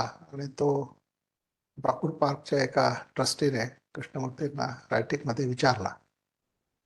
मग त्या प्रश्नाला उत्तर म्हणून त्यांनी एक रेकॉर्डिंग करून दिलं. आणि त्या रेकॉर्डिंगमध्ये त्यांनी जे काय म्हटलं आहे ते अत्यंत त्यांच्या शिकवणीच्या धाटणीच्या पेक्षा थोडंसं वेगळं आहे. तर ते त्या विधानामध्ये त्यांनी असं म्हटलंय की हे शरीर जे आहे हे शरीर फार वेगळ्या प्रकारे तयार करण्यात आलं होतं. या शरीरातून ज्या प्रकारची ऊर्जा कार्य करत होती ती ऊर्जा प्रचंड ऊर्जा होती ती. आणि त्याची तुलना त्यांनी 12 सिलेंडरच्या इंजिनशी केली आहे. जे एखादं इंजिन 12 सिलेंडरचं, त्या 12 सिलेंडरच्या इंजिनातून एवढी ऊर्जा कार्य करते, तर तेवढ्या मोठ्या प्रमाणावर ऊर्जा त्यांच्या त्या देहातून कार्य करत होते आणि त्यामुळे त्या ऊर्जेसाठी तो देह विशेष प्रकारे तयार करून घ्यावा लागला होता. कारण एवढ्या मोठ्या प्रमाणात ऊर्जा आपला देह तर सहनच करू शकणार नाही. समजा आता आपल्यापैकी कोणाच्या देहातून जर 12 सिलेंडर इंजिनच्या ऊर्जेइतकी ऊर्जा जर कार्य करायला लागली, तर आपल्या शरीराच्या ठिकऱ्या उडतील. आपलं शरीर तेवढी ऊर्जा सहनच करू शकणार नाही. It will just explode. तर एवढ्या मोठ्या प्रमाणावरची ऊर्जा त्यांच्या शरीरातनं ही कार्य करत होती आणि ती 1-2 वर्ष नाही तर सतत 50 ते 60 वर्ष ती ऊर्जा कार्यरत होती. आणि त्यामुळे मग आता तो देह जो आहे तो थकला होता आणि तो आता आणखी जास्त काळ सस्टेन होऊ शकत नव्हता. त्यामुळे तो देह जाणार आणि तो देह गेला की त्यातून कार्य करणारी ती प्रज्ञा, दॅट सुप्रीम इंटेलिजन्स ती सुद्धा जाणार. आणि ती प्रज्ञा गेली की मग ती गेली. म्हणजे आणखी कुठल्या देहातनं ती प्रज्ञा पुन्हा या प्रकारे कार्यरत होणार नाही. आणि त्यांनी असं म्हटलंय की येणारी शेकडो वर्ष अशा प्रकारचा देह बघायला मिळणार नाही की ज्यातून त्या प्रकारची ऊर्जा हे कार्य करू शकेल. असा देहच बघायला मिळणार नाही शेकडो वर्ष. मग याचा अर्थ ती जी प्रज्ञा होती ती प्रज्ञा आता कायमस्वरूपी मानव मानव मानव त्याला मुकणार का त्या प्रज्ञेला? म्हणजे त्या प्रज्ञेशी कृष्णमूर्तींच्या देहाच्या माध्यमातून जो संपर्क होता मानवतेचा, तो संपर्क पूर्णपणे नष्ट होणार का? असा प्रश्न कृष्णमूर्तींना विचारण्यात आला होता. तर त्यावर ते म्हणाले की मानवी शरीरातून अशा प्रकारे त्या ऊर्जेचं कार्य घडणं ही गोष्ट शेकडो वर्ष काही अजून अशी घडून येणार नाही. परंतु ह्युमॅनिटीला एक दिलासा आहे की जर त्यांनी जी शिकवण दिलेली आहे ती शिकवण कोणी जर जगण्याचा प्रयत्न केला आणि ती जगण्यात तो थोडाफार जर यशस्वी झाला तर त्याला त्या प्रज्ञेचा थोडाफार स्पर्श होऊ शकतो. आणि त्या प्रज्ञेचा स्पर्श ही इतकी महत्वाची घटना आहे. केवळ तो स्पर्श देखील त्या व्यक्तीचं संपूर्ण जीवन बदलून टाकायला पुरेसा असतो. तर हा एक दिलासा त्यांनी त्यांच्या त्या विधानातून दिलेला आहे की कारण आता भावी पिढ्या ज्या आहेत त्यांना कृष्णमूर्ती बघायला मिळणार नाहीत. कृष्णमूर्तींना डायरेक्टली त्यांना ऐकता येणार नाही. त्यामुळे मग अशा लोकांना त्या प्रज्ञेचा स्पर्श कसा मिळणार? तर त्यासाठी म्हणून ते म्हणाले की त्यांची जी शिकवण आहे ती शिकवण जे कोणी सिन्सिअरली जगण्याचा प्रयत्न करतील आणि जगतील त्यांना त्या शिकवणीच्या जगण्यातून त्या प्रज्ञेचा स्पर्श मिळू शकतो. म्हणजे कृष्णमूर्ती देहरूपाने जरी नसले तरी त्यांनी जी शिकवण दिली आहे त्या शिकवणीच्या स्वरूपात ते अजूनही मानवतेला उपलब्ध असतील आणि त्या शिकवणीच्या द्वारे त्या प्रज्ञेचा स्पर्श मानवाला होऊ शकतो. तर अशी त्यांची ती आगळी वेगळी शिकवण आहे. तर ती शिकवण नेमकी काय आहे आणि काय त्याचा सिग्निफिकन्स आणि आपल्या जीवनाशी त्याचा काय संबंध, ते सगळं आपण उद्या त्याचा विचार करणार आहोत.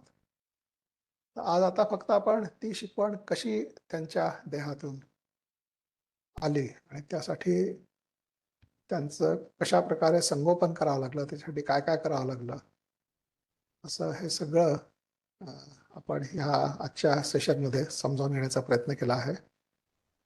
यातल्या बऱ्याचशा गोष्टी ज्यांनी थिओसॉफीचा थोडाफार अभ्यास केला आहे त्यांना तर क्लिअर होतील, पण ज्यांनी अजिबात काही वाचलेलं नाही त्यांना मग थोडे प्रश्न असू शकतात की हा सूक्ष्मदेह काय असतो आणि मग हे मास्टर्स म्हणजे काय असतं वगैरे असे सगळे त्यांना प्रश्न येऊ शकतात. परंतु ते सगळं थिओसॉफीचं वाङ्मय नेटवर फ्रीली अवेलेबल आहे. तुम्ही ते तिथून डाउनलोड करूनही वाचू शकता किंवा डायरेक्टली त्या वेबसाईटवर जाऊन वाचू शकता. पण कृष्णमूर्तींची शिकवण समजावून घेण्यासाठी थिऑसॉफीचा अभ्यास आवश्यक आहे का? तर तसं आवश्यक नाही आहे.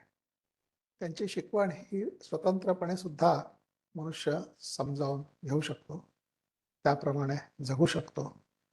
परंतु थिऑसॉफीच्या अभ्यासातून एक वेगळ्या प्रकारचं आकलन त्या शिकवणीसंबंधी होऊ शकतं.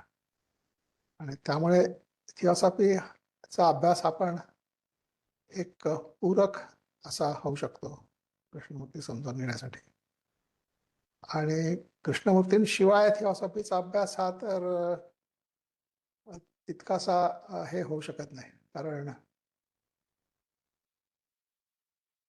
कृष्णमूर्तींची शिकवण आहे ती शिकवण म्हणजे ती ऊर्जा, म्हणजे तो प्राण आहे. आणि तो जर नसेल तर मग केवळ माहिती किंवा ज्ञान या स्वरूपातलं जे या स्वरूपातला जो अभ्यास आहे त्यातून जीवनात परिवर्तन घडवून येऊ शकत नाही. आणि ते परिवर्तन फक्त ती जी ऊर्जा किंवा तो जो प्राण आहे तो असल्याशिवाय ते परिवर्तन होऊ शकत नाही. आणि ती ऊर्जा किंवा तो प्राण कृष्णमूर्तींच्या शिकवणीतूनच मिळू शकतो. आणि त्या शिकवणीतून जेव्हा थिऑसॉफीचा अभ्यास केला जाईल तेव्हा तो अभ्यास अत्यंत सखोल, पूरक आणि एका वेगळ्या प्रकारच्या आकलनाच्या स्तरावर तो जाऊ शकतो. तर अशा प्रकारे ही कृष्णमूर्तींची जीवनकथा आपण थोडक्यात समजावून घेण्याचा प्रयत्न केला आहे. आता तुमच्या मनात काही प्रश्न असतील तर ते प्रश्न तुम्ही मोकळेपणाने विचारावेत आणि त्या प्रश्नातून मग आपला हा विषय आणखी खुलत जाईल. तर प्रश्न तुम्ही जरूर विचारा, कुठलाही संकोच न करता. कुठलाही प्रश्न तुम्ही विचारू शकता या विषयाच्या अनुषंगाने. आणि तो प्रश्न घेऊन मग आपण आपला हा जो शोध आहे तो पुढे चालू ठेवू शकतो. हा, विचारा. डेव्हिल के. हा, देविल खंदारे. अच्छा अच्छा. हा, नाशिकहून बोलतो. देविल देविल असं नाव आहे का तुमचं? हो हो हो. अच्छा, ते थोडं डेव्हिल सारखं वाटलं म्हणून मला जरा थोडासा असं कसं काय नाव ठेवलं. देविल असं असणार ते. बोला, विचारा आपण. मला खंडारे साहेब विचारा. जे जेकेंचा अवेअरनेसचा थोडा थोडा अनुभव आहे. हा. आणि तो कधी कधी येतो आणि त्यावेळी मला ब्लिसफुल, तृप्त, समाधानी आणि ती शिकवण मग चांगल्या पद्धतीने आपल्याला समजली असं जाणवतं. बरं. त्या अवस्थेमध्ये जेव्हा मी असतो त्यावेळेला. बरं. हां, आणि ती तशी मला अवस्था जागृतीची, सजगतेची अवस्था मला परिपूर्ण वाटते त्यावेळेला. बरं. बरं. परंतु मग ती फार काळ टिकत नाही. बरं. असं. अर्थात माझा प्रयासही कमी पडत असेल निश्चितच. पण त्या वेळेला मात्र ते अगदी परिपूर्णता, तो आनंद बरं. बरं. बरं. असं ते असतं. बरोबर आहे. ती आणि मग अवस्था मला टिकत नाही ही चांगली गोष्ट आहे. हां, कारण आणि ती जर दुसरं एक टिकली असं तर हां, की हा. मला असं माझं आता असा एक हे झालेलं आहे अध्यात्मामध्ये, की बुवा ह्या अवेअरनेसचं प्रचंड महत्त्व आहे. त्या कॉन्शियसनेसचा प्रचंड महत्त्व आहे त्याला. म्हणजे तीच खरं राइट वे आहे. असं माझं एक मत झालेलं आहे हळू-हळू. हं. की बुवा हे राइट आहे. अवेअरनेसच पाहिजे. अवेअरनेस हीच फर्स्ट स्टेज आहे आणि अवेअरनेस हीच लास्ट स्टेज पण आहे. असं पण मला जाणवायला लागलंय आता हळू-हळू. माझं मत असं होत गेलंय. एक 2-4 वर्षामध्ये अवेअरनेसचे अनुभव घेत आता असं पक्कं होत चाललंय. तर ते बरोबर आहे का? अवेअरनेसच पहिला पाहिजे. त्याच्यातच मग तो विस्डम जो असतो, तो जागृत झाल्याचा मला अनुभव आलेला आहे. आणि त्यावेळेला मला असं वाटतं, की आपली ती प्रज्ञा, तो विजडम आपल्याकडे आता आहे. आता आपण सेल्फ कंट्रोल आहोत आपल्यावर चांगला. आपण आता कुठलंही चुकीचं बिहेव आपल्याकडनं होऊ शकत नाही आणि तृप्ती समाधान आहे. असं ते खूप गुण, त्याचे हजारो गुण त्यावेळेला प्रगट होय. होतात. पण ते कन्सिस्टंट राहत नाही. हा एक मुख्य त्याचा. म्हणजे ते कन्सिस्टंट राहत नाही ते योग्यच आहे, कारण ते कन्सिस्टंट राहिलं तर त्यातलं नाविन्य आणि ते सगळं संपून जाईल. कारण एखादी गोष्ट जर आपल्या सवयीची झाली किंवा अतिपरिचयाची झाली तर त्या गोष्टीतला आपला इंटरेस्ट संपतो. आणि अशा पुष्कळ गोष्टी विचाराच्या क्षेत्रात आहेत की ज्या सवयीमुळे आपला त्याच्यातला इंटरेस्ट संपलेला असतो. तर ही गोष्ट चांगली आहे की ही अवस्था फार काळ टिकत नाही, म्हणजेच आपल्याला त्याची सवय होऊ शकत नाही. आणि त्यामुळे जेव्हा जेव्हा ती अवस्था आपल्याला अनुभवायला येते तेव्हा तेव्हा ती नित्य नूतन अशी असते, सवयीची नसते. आणि ती तशी आहे हेच आपलं एक भाग्य म्हणायचं, कारण ती जर सवयीची झाली तर मग ती अवस्था कायमस्वरूपी आपण त्याला मुकणार, मग ती नाही, अवस्था मग काही पुन्हा परत मी आपल्याकडे येणार. सामान्य चेतनेमध्ये येतो. हो. मग पुन्हा सामान्य तर ते चेतनेमध्ये सामान्य चेतना ही समस्या का असावी आपल्याला, नाही का? चेतना ही सामान्य असो किंवा कुठलीही असो, तो जी बोध वस्तुस्थिती आहे त्या नसेल. वस्तुस्थिती समवेत जगणं हे महत्वाचं आहे. आणि तसं आपण जर जगू शकलो नाही तर मग एखादी अवस्था जी आपल्याला हवीशी वाटते मग हो. ती नेहमी असली पाहिजे आणि इतर हे असता कामा नये. मग त्या ठिकाणी मग एक प्रकारचं डिव्हिजन हे सुरू होते आणि मग त्या डिव्हिजन मधून मग एक प्रकारचा संघर्ष निर्माण होतो आणि त्या संघर्षामधून मग मानसिक शांती जी आहे ती राहत नाही. तर ती अवस्था ही टिकत नाही हीच उत्तम गोष्ट आहे. आणि त्यातून आपल्या जीवनाची जी एक सामान्य अवस्था आहे त्या अवस्थेत राहण्याला आपल्याला काय समस्या आहे? आपल्याला काय वाटतं की इथे ह्याच्यापेक्षा आपण जास्त चांगल्या अवस्थेत राहायला पाहिजे किंवा ही अवस्था तेवढी बरोबर नाही आहे. आता हे सगळं आपण कशामुळे समजतो आहोत असं आपल्याला काय वाटत असतं, तर त्याचा शोध घेणं महत्वाचं आहे. तर अवेअरनेस ही तर एक स्वतःच्या आकलनाची एक सुरुवात आहे फक्त. पण अवेअरनेस हाच अल्टिमेट आहे असं आपल्याला म्हणता येणार नाही. अवेअरनेस ही केवळ सुरुवात आहे. आणि जसा तो त्याच्या पातळ्या अवेअरनेस असतील मग अवेअरनेसच्या वरवरच्या नाही नाही, पातळ्या असतील. अवेअरनेसच्या पातळ्या असं नाही. पण अवेअरनेस हा जसा सखोल किंवा उलगडत जाईल तसं मग बाकीच्या गोष्टी आपल्या ध्यानात येत जातील. म्हणजे आता कृष्णजी फक्त अवेअरनेस संबंधी बोलले नाही, त्या अवेअरनेस मधून एक प्रकारचं अवधान तयार होतं. त्या अवधानातून आपलं जे एक ऑब्झर्वेशन किंवा निरीक्षण सुरू होतं, हो, अवलोकन सुरू होतं. त्या हो, अवलोकनातून मग आपल्याला आपलं आकलन व्हायला लागतं, स्वतःचं हो, आकलन. आणि आकलनाच्या मग त्यांनी बऱ्याच अवस्था सांगितल्या आहेत. तर एक विचाराच्या पातळीवरचं आकलन आणि दुसरं आकलन ते विचाराच्या पातळीच्या पलीकडचं आकलन. त्या पलीकडच्या आकलनाला ते अंतर्दृष्टी किंवा इन्साइट असं म्हणतात. मग हो. Insight is a higher type of understanding than just understanding. पण त्याच्याही पुढे जाऊन जेव्हा ते ध्यानासंबंधी बोलतात तर ध्यानावस्था तर ध्यान हे आणखी आकलनाची इन्साइटच्याही पुढची पायरी झाली ती.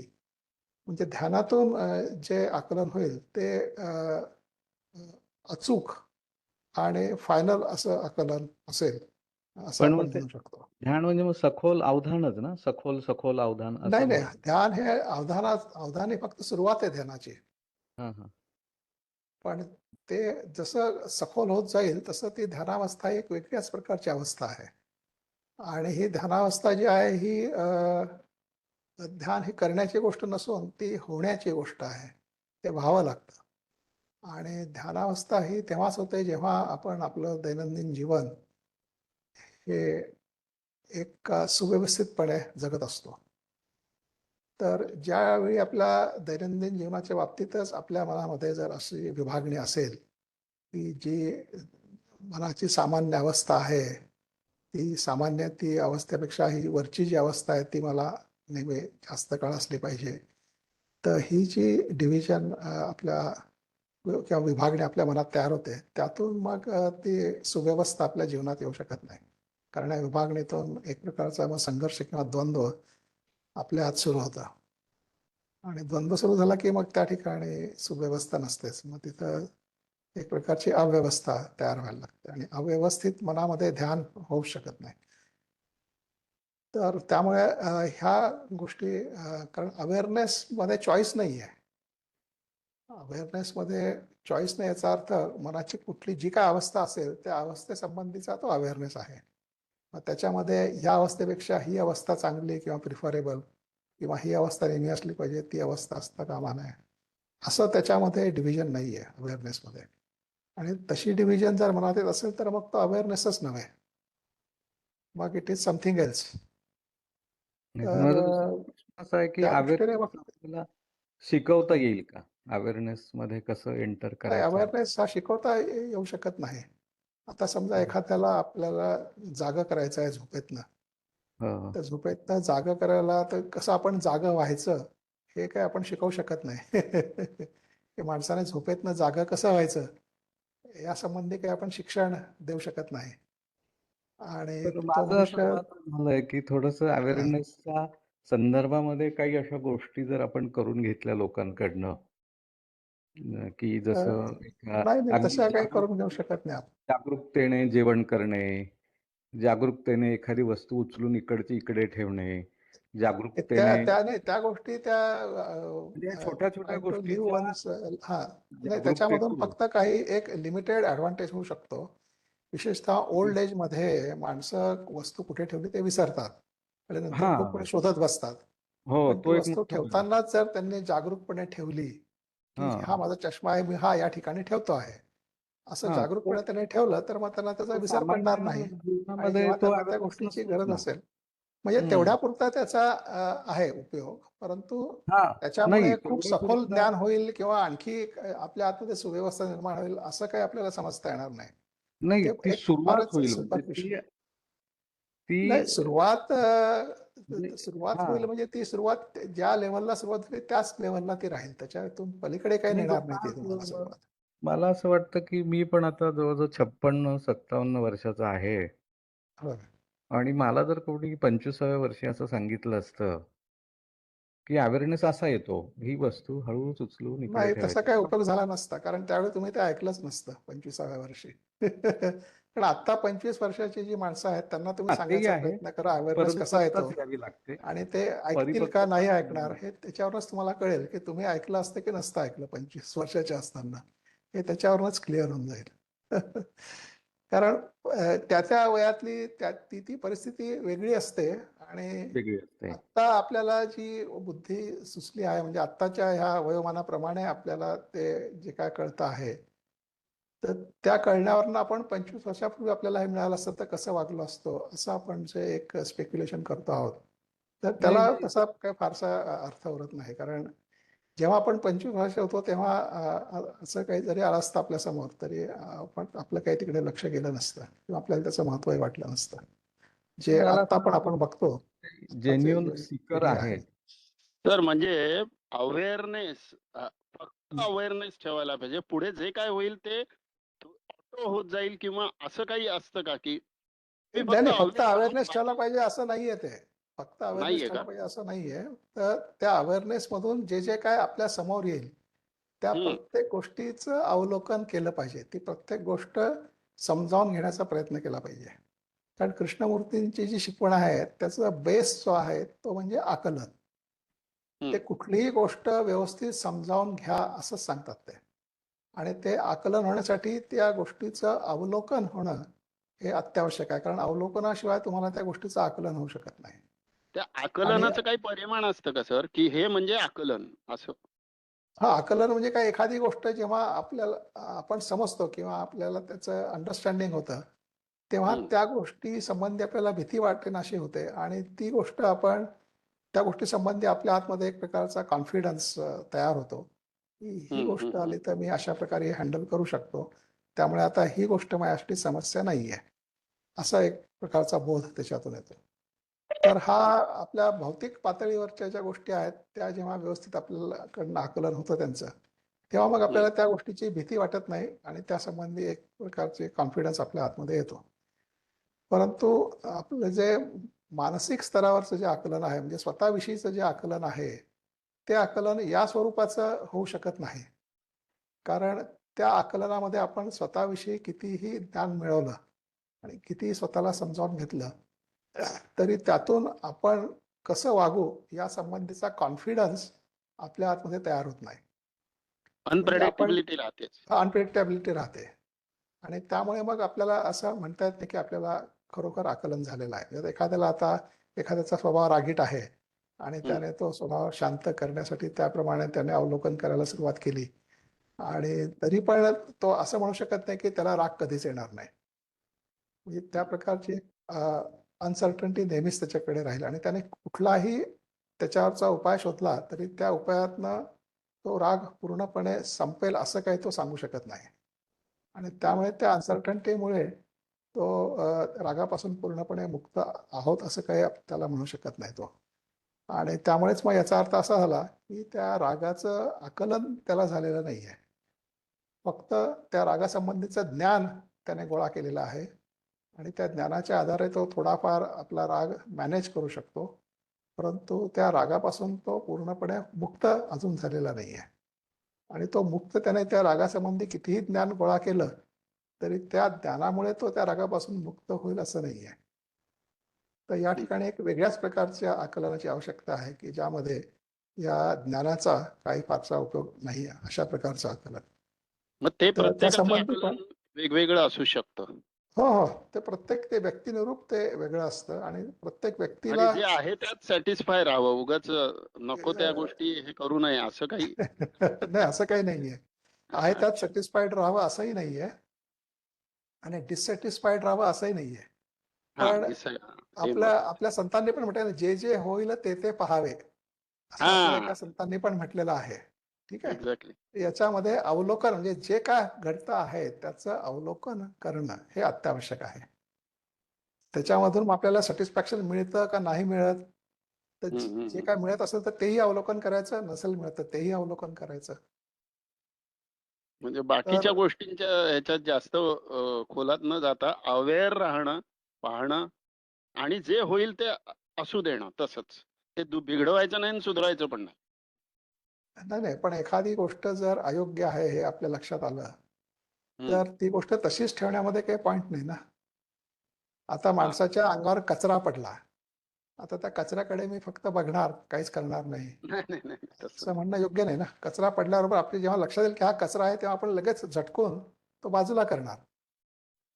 आपण त्याच्याकडे नुसतं बघत बसणार नाही. पण तर ती आपली त्याचप्रमाणे क्रिया पण आपल्या आपल्या संस्कारातनच होईल ना सर. म्हणजे नाही पण कचरा पडला की तो संस्कारातनं जरी झटकाव. झाली नाही संस्कारातनं जरी झाली तरी ती जर गोष्ट आवश्यक असेल हम्म. तर ती करायला हवी ना. आपण नुसतं बघून चालणार नाही ना. हा म्हणजे कचरा पडला आणि तो मी झटकला या दोन्ही गोष्टी बद्दल अवेअर. अवश्य हा अवेअरनेस मधूनच त्या घडणाऱ्या आहेत त्या. हा मग ते तो मी कचरा पडला झटकला आहे का कळल्याशिवाय त्याचाही तुम्ही तो अवेअर. झटकणार नाही. हा म्हणजे तो झटकला का हा, याचाही हा, अवेअरनेस हा. असला पाहिजे की होय ते होय संस्कारातनं मी केलेलं आहे. बरोबर आहे बरोबर आहे. है ना. होय हा म्हणजे त्या ऑटो गोष्टी होतात कदाचित असं माझा अनुभव आहे. म्हणजे मला असं अं, वाटतं. हा नाही ऑटो होतात त्या सवयीमुळे सुद्धा ऑटोमॅटिकली होतात गोष्टी. पण इथं ऑटोमॅटिसिझमला महत्व नाही आहे, इथं आकलनाला महत्व आहे. म्हणजे ज्या गोष्टी तुम्हाला जो बोध होतो गोष्टींचा किंवा त्यांचं जे त्या आकलनातून जेव्हा त्या गोष्टी घडतात तेव्हा त्याचं स्वरूप वेगळं असतं आणि ज्या सवयीतनं होतात त्या गोष्टी स्वरूप वेगळं असतं. तर सवयीतून होणाऱ्या गोष्टी ह्या त्या परिस्थितीला अनुकूल असतील असं नाहीये.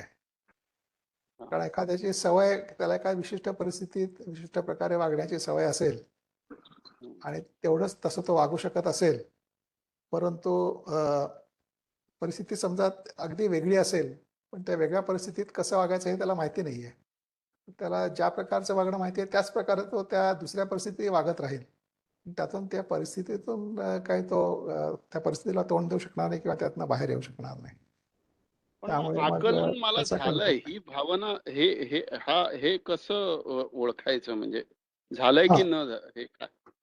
हा म्हणजे त्याच्यासाठी मग आपल्याला तो जो सेल्फ अवेअरनेस आहे त्याची आवश्यकता आहे. म्हणजे ते आपल्या आत ऑटो जे होतं काय का. घडतं आहे ते आणि ऑटो होणार नाही ते आणि ऑटो होऊ पण नाही. कारण ऑटो झालं तर मग तुमचा त्याच्यावर काही कंट्रोल राहणार नाही. मग तुम्ही रोबोट सारखं तुमची अवस्था होईल.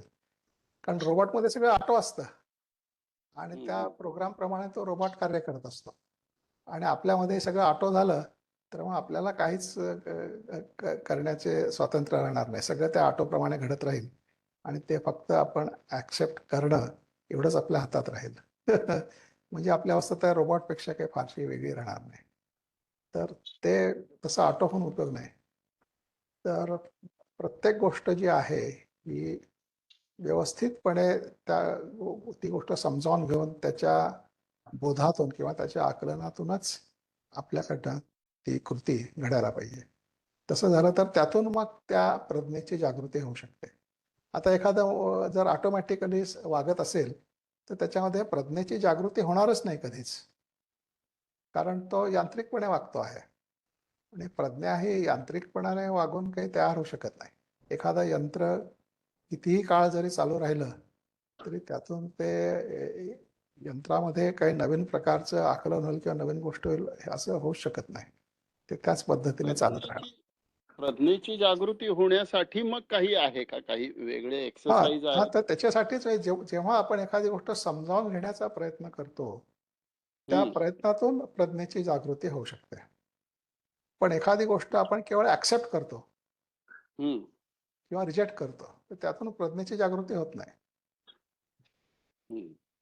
जेव्हा मनुष्य स्वतःच्या मेंदूचा वापर करून एखादी गोष्ट समजून घेण्याचा प्रयत्न करतो तेव्हा त्या मेंदूचं जे आहे ते उन्मीलन किंवा ओपनिंग होऊ शकतं.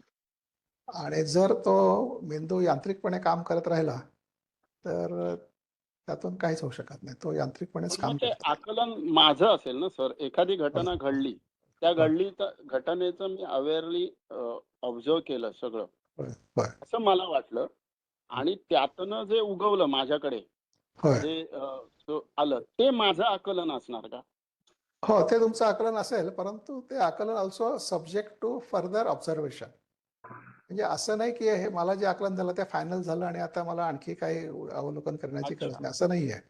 त्या अवलोकनाप्रमाणे जेव्हा तुमचं जीवन तुम्ही जगू लागता आणि ते जगताना पण तुम्हाला ते अवलोकन करत राहावं लागतं आणि त्यातून मग तुम्हाला ते जे काय जगणं आहे त्यातून आणखी पुढे काय घडतं आहे, की त्यातून आणखी काही समस्या तयार होत आहेत, की त्याच्यामध्ये आणखी काही गोष्टी राहिल्या आहेत की ज्यांचं अजून आकलन नीट झालेलं नाहीये. तर या सगळ्या गोष्टी लक्षात यायला लागतात.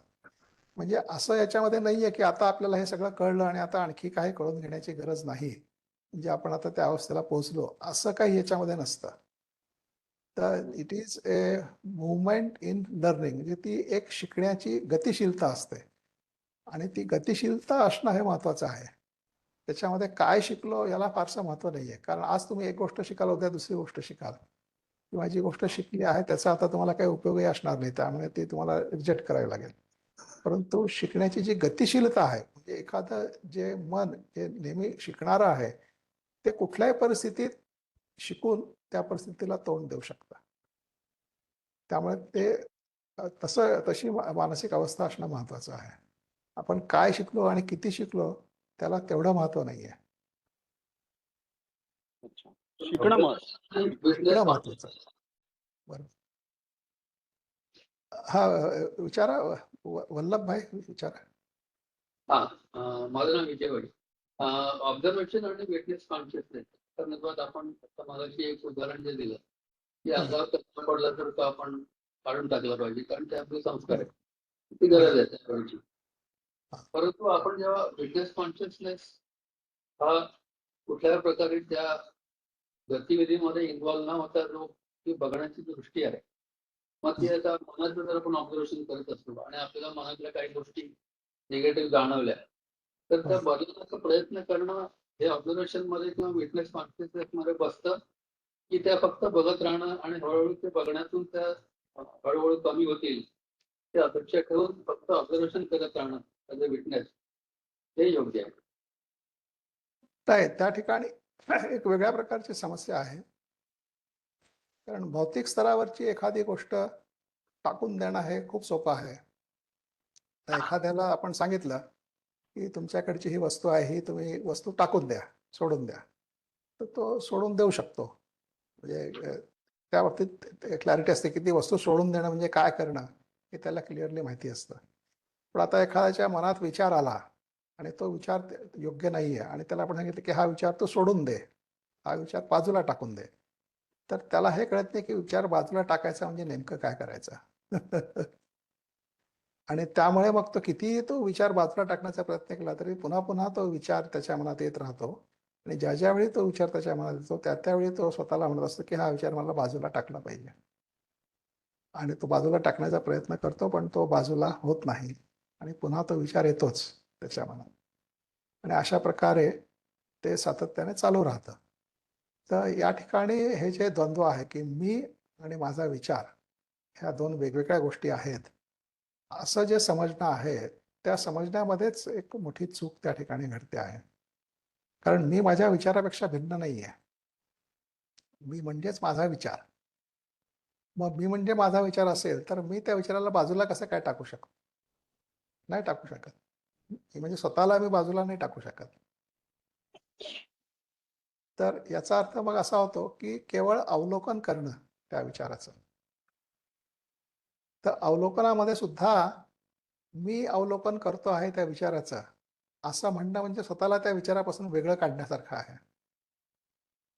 तर असं न म्हणता सुद्धा केवळ तो विचार त्या ठिकाणी असणं आणि त्याची जाणीव असणं हे इतपत जरी आपल्याला जमला तरी दॅट इज इट. म्हणजे मी विचाराचं अवलोकन करतो आहे असं चित्र त्या ठिकाणी नाही आहे. तर त्या ठिकाणी फक्त तो विचारच आहे. अवलोकन होत आहे. हा, आणि त्या विचाराची जाणीव आहे. कारण ती जाणीव नसेल तर मग तो काय घडतं म्हणजे तो व्यक्ती मग अनकॉन्शियस असल्यासारखाच आहे की त्याला कसली जाणीवच नाहीये काय आहे की नाही त्याची. तसं नाहीये ते. तर जे काय आहे त्याची जाणीव आहे आणि त्या जाणीवेपुरतंच ते अस्तित्व त्या ठिकाणी त्याचं आहे. परंतु मी अवलोकन करतोय असा एक वेगळा विचार त्या ठिकाणी नाही आहे. आणि अशी अवस्था जर असेल तर त्या अवस्थेमधून मग ती जाणीव जर तुम्हाला तो संपूर्ण विचार जाईपर्यंत ती जर जाणीव ठेवता आली तर तो विचार आहे नंतर तो स्वतःहून निघून जातो आणि मग त्या ठिकाणी त्या विचाराची जाणीव पण राहत नाही. म्हणजे मग तो विचार पुन्हा टाकून देण्याचा प्रयत्न करण्याची काही गरज उरत नाही त्या ठिकाणी. Aware of that thought, that is all. Yes, aware of the thought. Correct. आणि कृष्णमूर्तीजी तो जो अवेअरनेस हा शब्द जो वापरतात होय. तो जी आहे ही जाणीव, जी अस्तित्वाची जाणीव जी आहे ती शुद्ध जाणीव ज्याला म्हणतात त्या अर्थाने तो आणखी वेगळा त्याच्यामध्ये अर्थ काही अभिप्रेत आहे. पण अवेअरनेस संबंधी कृष्णमूर्ती जेव्हा बोलतात तेव्हा ते साधारणपणे आपला जो शारीरिक किंवा फिजिकल पातळीवरचा जो अवेअरनेस आहे तिथून सुरुवात करतात. तर ते म्हणतात की तुम्ही जेव्हा एखाद्या रूममध्ये शिरता तेव्हा त्या रूम संबंधी तुम्ही अवेअर असता. त्या रूमचा भिंतींचा काय रंग आहे, त्या रूममध्ये कोण लोक बसलेत त्या लोकांसंबंधीचा तुमचा अवेअरनेस, मग कोणी कुठल्या रंगाचे कपडे कशा प्रकारचे कपडे घातले त्या संबंधीचा. आणि असं करून त्या सगळ्या बाह्य गोष्टींच्या अवेअरनेसमधून मग हळूच आपल्याला आपल्या आत नेतात आणि मग ते सांगतात की हा रंग संबंधीचा अवेअरनेस आहे पण त्या रंगाच्या संबंधीच्या अवेअरनेसमधून तो रंग तुम्हाला आवडत नाही. मग ती नावड, त्या नावडीच्या संदर्भातला तुमचा प्रतिसाद, मग त्याच्या संबंधीचा अवेअरनेस, म्हणजे असं बाह्य गोष्टींच्या अवेअरनेसमधून ते हळूहळू तुम्हाला तुमच्या आतमध्ये जे काय घडतं आहे त्याच्या संबंधी ते अवेअर करायला लागतात. आणि त्या अवेअरनेसमधून मग ते आणखी जेव्हा तो सखोल होतो तेव्हा मग त्यातून त्या प्रश्नाच्या अनुषंगाने मग तो अवेअरनेस जो आहे तो सखोल होत जातो. हे नावड का आली, कशामुळे नावड आली, मग त्याच्या संबंधीचा एखादा प्रसंग असेल मग त्या प्रसंगातून मग आणखी वेगवेगळ्या प्रकारच्या गोष्टी त्याच्याशी, अशा प्रकारे तो आपला तो आणखी खोलवर जायला लागतो तो अवेअरनेस. आणि असं आपल्या अंतरंग जेव्हा असं उघडलं जातं आणि त्या संबंधी आपण अवेअर होत जातो त्यातून मग आपल्याला स्वतः संबंधीचं जास्त आकलन किंवा बऱ्याचशा गोष्टी लक्षात यायला लागतात. बरोबर. आणि त्या म्हणजे लक्षात सर आल्यानंतर वर्तमानात राहणे याच्याच ते आहे का? म्हणजे तुम्ही नाही, अवेअर आता जे काय आपण करतो आहोत ते वर्तमानातच करतो आहोत ना, हा, ते पण भूतकाळात त्यातच तर राहणे. करत नाहीये. नाही, नाही, त्यातच त्यातच राहणे राहील. असं. हा, नाही, त्यातच म्हणजे आपण राहत असतो, फक्त विचाराद्वारे आपण भविष्याचा किंवा फरकटतो. भूतकाळाचा विचार करत असतो. हा पण जे काय विचार करतो तो वर्तमानातच असतो. हा मग तिथेच म्हणजे राहा भविष्याचा अशी विचारही शिकवण देतात. हा, भविष्याचा विचारही वर्तमानातच असतो आणि भूतकाळाचा विचारही वर्तमानातच असतो. अच्छा अच्छा. हा, त्याचं पण ऑब्झर्वेशन असायला हवं. हो, म्हणजे ते आपण ते ते ऑब्झर्वेशन तर प्रत्येक गोष्टीचं असायला हवं. म्हणजे आपल्या मनातला म्हणजे प्रत्येक विचार, हा हा तो विचार त्या ठिकाणी का आणि कसा आला हे समजावून घेतल्याशिवाय त्या विचाराला जाऊ न देणं आपल्या हातून. म्हणजेच म्हणजे प्रत्येक गोष्टीचं अवलोकन करणं आपल्यात होणाऱ्या. म्हणजे वर्तमानात राहणं अशी शिकवण आहे काही. नाही, म्हणजे वर्तमानात राहणं असं नाहीये. वर्तमानात राहणं म्हणजे भूतकाळ पूर्णपणे अ, भूतकाळाच्या प्रभावातून पूर्णपणे बाहेर येणं किंवा भविष्य काळाच्या जो प्रभाव आहे त्यातूनही बाहेर येणं. कारण काय की भूतकाळ हा जे घडून गेला आहे त्याच्या स्मृतीतनं तयार होतो आणि भविष्यकाळ हा पुढे काय घडावं अशा आपल्या अपेक्षा असतात, त्या अपेक्षांमधून तो भविष्यकाळ तयार होत असतो. आणि आपण भूतकाळात आणि भविष्यकाळात राहतो म्हणजे काय की आपला वर्तमान जो काळ आहे तो आपण त्या भूतकाळाच्या किंवा भविष्यकाळाच्या प्रभावातून जगत असतो. तो वर्तमान काळ म्हणजे तो खरा हो. वर्तमान जगतच नाही, आपण भूतकाळ जगत असतो किंवा भविष्यकाळात जगत भविष्य. असतो. हा, मग तेच शिकवणूक कृष्णमूर्ती देतात का की हो हो. आत्ता इथे राहा, इथलं इथलं ऑब्झर्वेशन ठेवा. नाही, इथलं ऑब्झर्वेशन ठेवा म्हणजे मग भूतकाळ तुम्ही बघू नका असं नाहीये. कारण अच्छा. भूतकाळ पण आत्ताच आहे ना इथं. भूतकाळाचा जो प्रभाव आहे तो पण आत्ता वर्तमानातच आहे. हा, मग आपल्याला कळलं तो जर पाहिजे तसा कुठल्या असेल कुठल्या. तर त्या हा संबंधीचा पण अवेअरनेस पाहिजे. हा, म्हणजे एखादी गोष्ट बघितल्यावर मला काही आठवलं तर आत्ता मी भूतकाळातलं वर्तमानात आठवतोय हे मला नाही नाही, कळलं तुम्ही पाहिजे. तुम्ही आता अशी अशी परिस्थिती तुम्ही डोळ्यापुढे आणा की तुम्ही हा. एखाद्या व्यक्तीला भेटलात, तर त्या व्यक्तीला हम्म. तुम्ही आता वर्तमानात भेटत आहात, बरोबर आहे. होय होय. परंतु त्या व्यक्ती संबंधीच्या आठवणी तुमच्या भूतकाळातल्या आहेत. बरोबर. त्या आठवणींमध्ये पूर्वी कधीतरी तुम्ही त्या व्यक्तीला भेटला होता, त्या भेटीमध्ये तुमचं खूप भांडण झालं होतं, त्या भांडणातून खूप काय काय झालं होतं, तुम्ही हर्ट झाला होता वगैरे, असं सगळं हम्म. ते स्मृती आहे. आणि आता जेव्हा हम्म. वर्तमानात तुम्ही त्या व्यक्तीला भेटता तेव्हा भूतकाळातली ही स्मृती तुमचं हम्म. आत्ता वर्तमानातलं त्याच्याशी जी इंटरॅक्शन होणार आहे ती प्रभावित करत असते. एक्झॅक्टली बरोबर. आणि ती जर प्रभावित करत असेल तर मग तुम्ही आता वर्तमानात जगत आहात की भूतकाळात जगत आहात. हा, म्हणजे मग ते भूतकाळातच जगतो. भूतकाळात जगणं झालं ना ते, कारण भूतकाळाचं आत्ताचं जे वागणं आहे ते प्रभावित करतो आहे. आणि बरोबर. तो भूतकाळ जर आत्ताचं वागणं तुमचं प्रभावित करतो आहे तर आता तुम्ही वर्तमानात जगतच नाही आहात, तुम्ही भूतकाळात जगत आहात. बरोबर. बरोबर. हे समजून घेणं. हा, म्हणजे याचा अर्थ असा आहे की जे काय वर्तमानात घडतं आहे ते हम्म. सगळं त्या संबंधी जागरूक असणं, त्या संबंधी अवेअर असणं हे महत्वाचं बरोबर. आहे.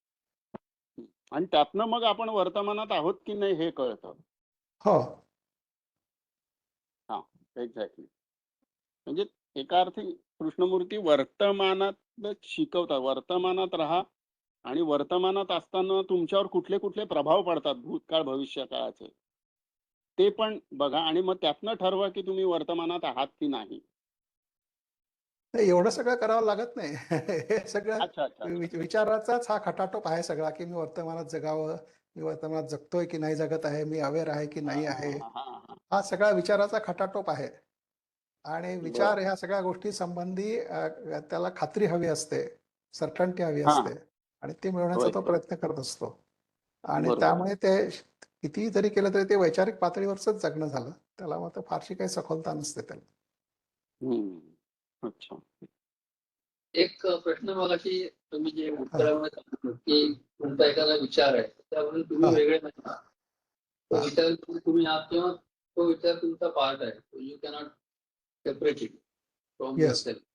येस. तर हे आयडेंटिफिकेशन होत नाही का? म्हणजे नेची नेती जे सांगितलं गेलं किंवा जे आपण प्रॅक्टिस पण करतो कधी कधी की हा विचार म्हणजे हा विचार नाही, ते आयडेंटिफिकेशन केव्हा होईल? ते आयडेंटिफिकेशन म्हणजे समजा माणसाला साधारणपणे असं वाटतं की मी वेगळा आणि माझा विचार वेगळा. हम्म. ठीक आहे. पण आता एखादा विचार त्या माणसाला जर आवडायला लागला, तर त्या विचाराशी तो सतत त्याने जोडला जात असतो किंवा सतत तोच विचार करत असतो तो. आणि त्या विचारा व्यतिरिक्त त्याला दुसरं काही सुचत नाही. मग याचा अर्थ तो त्या विचाराशी आयडेंटिफाय झाला. आणि मग त्या आयडेंटिफिकेशन मधून मग बाकीचं सगळं त्याच्या जे काही आहे गोष्टी त्या घडायला लागतात. म्हणजे आता एखाद्या व्यक्तीवर जेव्हा आपण आसक्त होतो, ज्याला आपण प्रेमात पडणं म्हणतो, त्या व्यक्तीच्या प्रेमात पडल्यानंतर त्या व्यक्तीच्या अनुषंगानेच सगळ्या कृती आपल्याकडनं घडायला लागतात.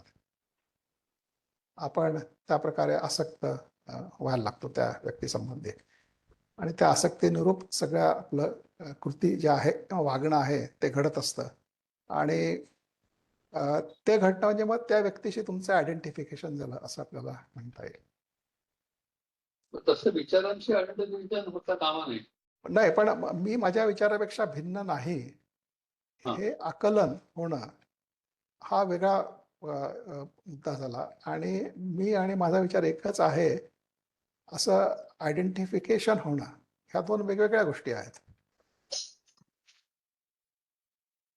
कारण विचारांशी आयडेंटिफिकेशन केव्हा होतं, जेव्हा तुम्हाला तो विचार आवडायला लागतो, हवा हवा असा वाटतो, तेव्हा तुम्ही त्याच्याबरोबर आयडेंटिफाय करता स्वतःला. अटॅच होता तुमच्या विचाराशी. हा, म्हणजे आता एखादी व्यक्ती जर खूप यशस्वी होत असेल जीवनामध्ये, तर अशा व्यक्तीशी आयडेंटिफाय करायला माणसाला आवडतं. आणि एखादी व्यक्ती सातत्याने अयशस्वी होते आहे, तर अशा व्यक्तीशी कोणालाही आयडेंटिफाय व्हायला आवडत नाही. मग त्या व्यक्तीला सोडून जातात लोक, त्यांना त्या व्यक्तीबरोबर नाही राहावं असं वाटत. म्हणजे व्यक्ती नेहमी यशस्वी होते आहे, काही ना काही मोठी होते आहे, तर त्या व्यक्ती संबंध बरोबर आयडेंटिफाय व्हायला आवडतं लोकांना. पण ते आयडेंटिफिकेशन जे आहे ते विचाराने तयार केलेलं आहे, त्यातून आलेलं आहे.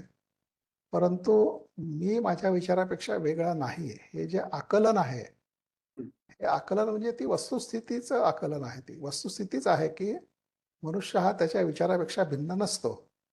इनफॅक्ट कृष्णमूर्ती म्हणतात, you are what you think. तुम्ही जो विचार करता तेच तुम्ही असता.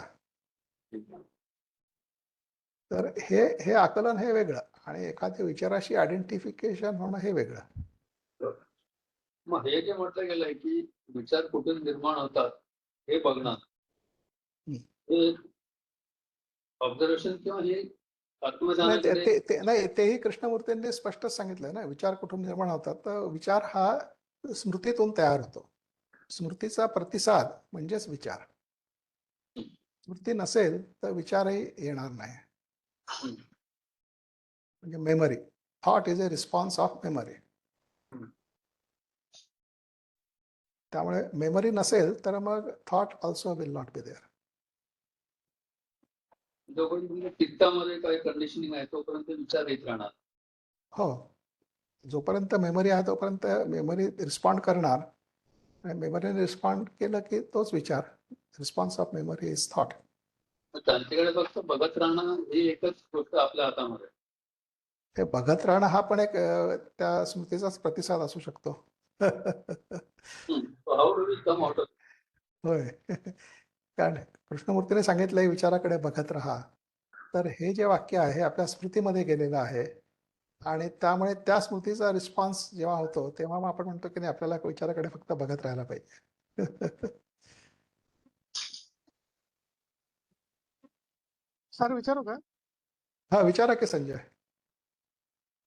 सर आता कृष्णमूर्तीची टीचिंग आपण ज्यावेळेस तिचं अध्ययन करतो त्यावेळेस असं लक्षात येतं की आपल्याला हे सामाजिक साचे, धार्मिक साचे, ग्रंथ प्रामाण्य याची साचेबद्धतेची व्यर्थता आपल्याला कळते. ते आधार आपल्याला काही प्रभावित करत नाही, त्याचे समाज व्यवस्थेचे, धर्मव्यवस्थेचे, प्रमाणाचे. तर त्याच्यामुळे एक एकटेपणा येतो. आपण कुठलाही अनुयायी राहत नाही, अनुकरण करत नाही. मग समाजाच्या दृष्टिकोनातून आपण एक वेगळे नास्तिक असल्यासारखं वाटतो. आणि त्याच्यामध्ये मग ते थोडं आपल्याकडे दुर्लक्ष पण होतं त्याच्यामध्ये. सामाजिक व्यवस्थेमध्ये एकाकीपण ते नेहमीच असणार आहे. कारण काय की जेव्हा आपण सामाजिक व्यवस्थेला अनुरूप असं जगत नाही, तेव्हा आपण त्या व्यवस्थेतनं बाहेर पडलेलो असतो. आणि त्या व्यवस्थेतनं जेव्हा आपण बाहेर पडलेलो असतो तेव्हा आपल्यासोबत कोणीच नसतं. आपण पूर्णपणे एकटे असतो. मग अशा वेळी माणसाला एकाकी वगैरे वाटणं शक्य आहे. परंतु आपल्या मनामध्ये इतर ज्या व्यक्ती आहेत किंवा इतर जे जीव आहेत, हम्म, त्यांच्या संबंधी जर आपल्या आतमध्ये अनुकंपा असेल, हम्म. त्यांच्या संबंधी आपल्या आतमध्ये जर प्रेम असेल, तर मग आपल्याला एकाकी वाटत नाही. मग फक्त आपण काय बघतो की त्या व्यक्ती किंवा ते जीव त्या त्या प्रकारच्या सामाजिक व्यवस्थेनुसार जगत आहेत. त्या व्यवस्थेशी तुमचा काही संबंध नाही आहे. पण याचा अर्थ त्या जीवांशी तुमचा संबंध नाही असं नाही आहे. अच्छा. की त्यांच्याशी तुम्ही इंटरॅक्ट व्हाल हम्म. आणि त्यांच्याशी संबंधित असाल. फक्त ते संबंध त्या सामाजिक व्यवस्थेच्या अनुसार नसतील. ते संबंध तुम्हाला जे योग्य वाटतं आहे, त्याच्या अनुषंगाने असतील. आणि तुम्हाला जे योग्य वाटतं ते जर सामाजिक परिस्थितीवर अवलंबून न राहता तुमच्या अवलोकनातून आलेलं असेल, तर ते जास्त तथ्याच्या जवळ असेल. आणि त्या तथ्याला अनुरूप जेव्हा तुम्ही वागाल, तेव्हा मग तशा प्रकारचा प्रतिसाद त्या व्यक्तींकडून तुम्हाला मिळू शकतो. मग तुम्हाला एकाकी वगैरे काही वाटत नाही. हम्म. आणि जेव्हा तुम्ही प्रत्येक सजीवाशी रिलेट करू शकता, तेव्हा मग तुम्हाला माणसं तुमच्या संपर्कात नसली तरी एकटं वाटत नाही. हम्म. कारण तुमच्या आजूबाजूचे वृक्ष, तुमच्या आजूबाजूचे प्राणी, पक्षी या संबंधी सुद्धा तुम्हाला एक प्रकारचे आत्मीयता वाटत असते. आणि त्यामुळे मग त्यातून एकटेपण अजिबातच येत नाही. सर, मग ही फक्त बौद्धिक समज आहे असं वाटतं का तुम्हाला? असं हो, म्हणजे जर एकाकी पण वाटत असेल तर मग ते केवळ बौद्धिक समज आहे असं समजायचं. म्हणजे अजून आपल्या आतमध्ये ती आत्मीयता इतर सजीवांविषयीची अजून आपल्या आत जागृत झालेली नाही आहे, असं त्याचा अर्थ. म्हणजे आता आपल्या घरामध्ये व्यक्ती असतात, विविध व्यक्ती. त्या व्यक्ती त्यांच्या त्यांच्या पद्धतीने, त्यांच्या त्यांच्या कंडिशनिंग प्रमाणे जगत असतात. हम्म. पण त्यांच्या कंडिशनिंग प्रमाणे आपणच सुद्धा जगलं पाहिजे असं काही आवश्यक नाही आहे. आपण आपल्या पद्धतीने जगू शकतो. पण आपल्या पद्धतीने जगताना आपण त्या व्यक्ती हर्ट होणार नाहीत किंवा त्या व्यक्तींसंबंधी पण आपल्याला आत्मीयता वाटत असेल आणि त्या व्यक्तीसाठी आपल्याला काही करता येत असेल तर ते आपण जरूर करू. अशा पद्धतीने तुम्ही जगू शकता. मग त्यावेळी तिथे एकाकीपण येत नाही. सर, पण पण याचा एकाकीपण परिणाम केव्हा व्यावहारिक येईल की हा की ती व्यक्ती त्या व्यक्तीशी माझा काही संबंध नाही. ती व्यक्ती तिच्या कंडिशनिंग प्रमाणे जगते आणि माझा त्या कंडिशनिंगशी काही संबंध नाही आहे. त्याच्यामुळे मग मी काही त्या व्यक्तीशी संपर्क ठेवणार नाही किंवा मी काही इंटरॅक्ट करणार नाही त्या व्यक्तीशी. असं म्हणून आपणच तो एकाकीपणा तयार करत असतो. सर, मग व्यावहारिक जीवनमध्ये जगताना आपल्याला जर समजा आपण कोणाचं अनुकरण करत नाही, काही नाही, आणि त्या व्यक्तीच्या मर्जीप्रमाणे जगत नाही, सामाजिक नाही, व्यवस्थेच्या त्या मर्जीप्रमाणे. व्यक्तीच्या मर्जीप्रमाणे म्हणजे काय असतं की त्या व्यक्तीला आपण कसं जगावं किंवा आपण काय करावं हे जे वाटत असतं, हा. तर त्या वाटण्यामध्ये जर आपण त्या संबंधीचं थोडं अवलोकन केलं आणि तसं वागण्यामध्ये जर आपलं फारसे काही बिघडत नसेल, तर ठीक आहे. तसं वागून ती व्यक्तीला बरं वाटत असेल तर ठीक आहे, त्या व्यक्तीला बरं वाटतं म्हणून आपण तसं वागलो. पण ते वागणं जर आपलं जे बेसिक प्रिन्सिपल्स आहे त्याच्या अगेन्स्ट जात असेल, हम्म. तर मग आपण त्याप्रमाणे वागण्याची काही गरज नाही आहे. म्हणजे काही गोष्टी आपल्या आयुष्यात आपण निषिद्ध मानलेल्या असतात की त्या गोष्टी आपण कधी करायच्या नाही आहेत. तर अशा गोष्टी मग आपण ती किती जवळची व्यक्ती असली तरी त्या व्यक्तीसाठी काही करणार नाही आपण त्या. परंतु इतर गोष्टी, ज्या गोष्टी त्या व्यक्तीला वाटत असते की आपण कराव्या आणि त्या गोष्टी केल्याने आपलं फारसं काही बिघडत नसतं, पण आपण तसं केल्याने त्या व्यक्तीला आनंद होत असेल, बरं वाटत असेल, तर मग आपण त्या गोष्टी करायला काहीच हरकत नाही. मग ही मानसिक गुलामी नाही होणार का सर? नाही, गुलामी नाही हे. हा एक प्रकारचा, याला आपण एक आकलन म्हणूया. एक प्रकारचा बोध की परिस्थितीची काय डिमांड आहे, ती डिमांड लक्षात घेऊन त्याप्रमाणे वागणं. नाही, आपण आपला वेळ आता लग्न कार्यासाठी किंवा लोकांच्या समारंभाची त्या अपेक्षा असतात, त्यांना आपल्याला वेळ द्यावाच लागतो अशी त्यांची अपेक्षा असते. मग आपण हा, मग त्या ठिकाणी conflict तयार तेवढा होतं. वेळ आपण देऊ शकतो त्यांना. तेवढा वेळ देऊ शकतो आपण. जरी त्या लग्नामध्ये अगदी खूप नाचलो वगैरे नाही, तरी लोकांना थोडा वेळ त्या लग्नात द्यावा लागतो. कारण लग्नाच्या निमित्ताने खूप आपले नातेवाईक गोळा होत असतात, त्यांच्या भेटी होत असतात त्या भेटीतून मग एकमेकांची विचारपूस, मग कोण काय करताय काय नाही वगैरे अशी सगळी माहिती मिळत राहते आणि त्यातून एक प्रकारचं नातं पण प्रस्थापित होत असतं त्या इंटरॅक्शन मधून. तर तेवढं करायला काहीच हरकत नाहीये. मग याला पॉझिटिव्ह घ्यायचं तर असं. हा, ते पॉझिटिव्ह म्हणजे त्या लग्नामध्ये बाकीचं ते जे काय करत असतील खाणं पिणं वगैरे त्याच्यात आपण कदाचित सामील होणार नाही, कारण आपल्या दृष्टीने ते निषिद्ध आहे. म्हणून त्यात काही आपण सामील होणार नाही. परंतु त्या लग्नाच्या प्रसंगी हजर राहून जे काय तिथे लोक आहेत त्यांच्याशी इंटरॅक्शन तर आपण जरूर करणार. पण ते म्हणतील नाही तो थोडी घेरे काय होत नाही वगैरे, ते जर आग्रह करायला लागले तर ते आपण निषिद्ध मानले तर आपण नाही घेणार ते अल्कोहोल बरोबर. किती आग्रह केला तरी. थँक्यू त्या सर. बाबतीत फर्म असलं पाहिजे त्या बाबतीत. हो. आणि बाकीच्या ज्या गोष्टी आहेत ठीक आहे, एखादी थोडी इंटरॅक्शन केली, थोडा वेळ बोललो, वेळ दिला, एक थोडी तारीफ केली त्या व्यक्तीची, तर काही बिघडत नाही. पण त्याच्यामुळे हा कॉन्फ्लिक्ट खूप अवॉइड होतो त्याच्यामधून. हा. सर, कृष्णमूर्तींच्या हा. चरित्राकडे हा. त्यातले जे म्हणजे मी त्याला जादूचे प्रयोग म्हणतो, पण ते हा. बाजूला काढून आपण असं बघू शकतो का? म्हणजे त्यांना म्हणजे निवडलं गेलं, मग ते अच्छा त्यांना अच्छा. मास्टर्स वगैरे हा. शिक्षण मिळालं वगैरे हे सगळं, म्हणजे ते ब्लेस होते पण मी नाहीये. तर मी त्यातनं काय शिकावं असं काही?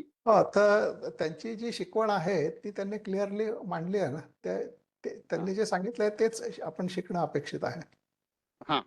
म्हणजे बाकीच्या गोष्टी जरी आपण त्यांचा विचार नाही केला हम्म. तरी त्यांनी जे सांगितलेलं आहे, त्यांची शिकवण म्हणून त्यांनी जे सांगितलं आहे हम्म. तसं जगणं हम्म. हे आपल्याला करता आलं पाहिजे. तसं केलं तरच त्यातून आपल्याला त्या प्रज्ञेचा स्पर्श होऊ शकतो. पण त्या चरित्रामध्ये जे आपल्याला अननोन वर्ल्ड जे दिसतं ते आहे का? हो, आहे ना. आहे. हो, बिलकुल आहे. अच्छा आपल्याला अच्छा दिसत नाही म्हणून ते नाही असं नाहीये. ते सगळं आहे. अच्छा.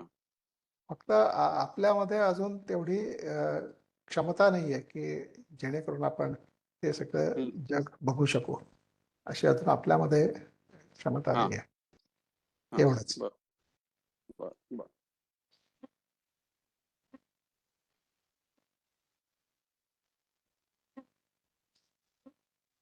आणखी काही प्रश्न दिसत नाहीत कोणाला?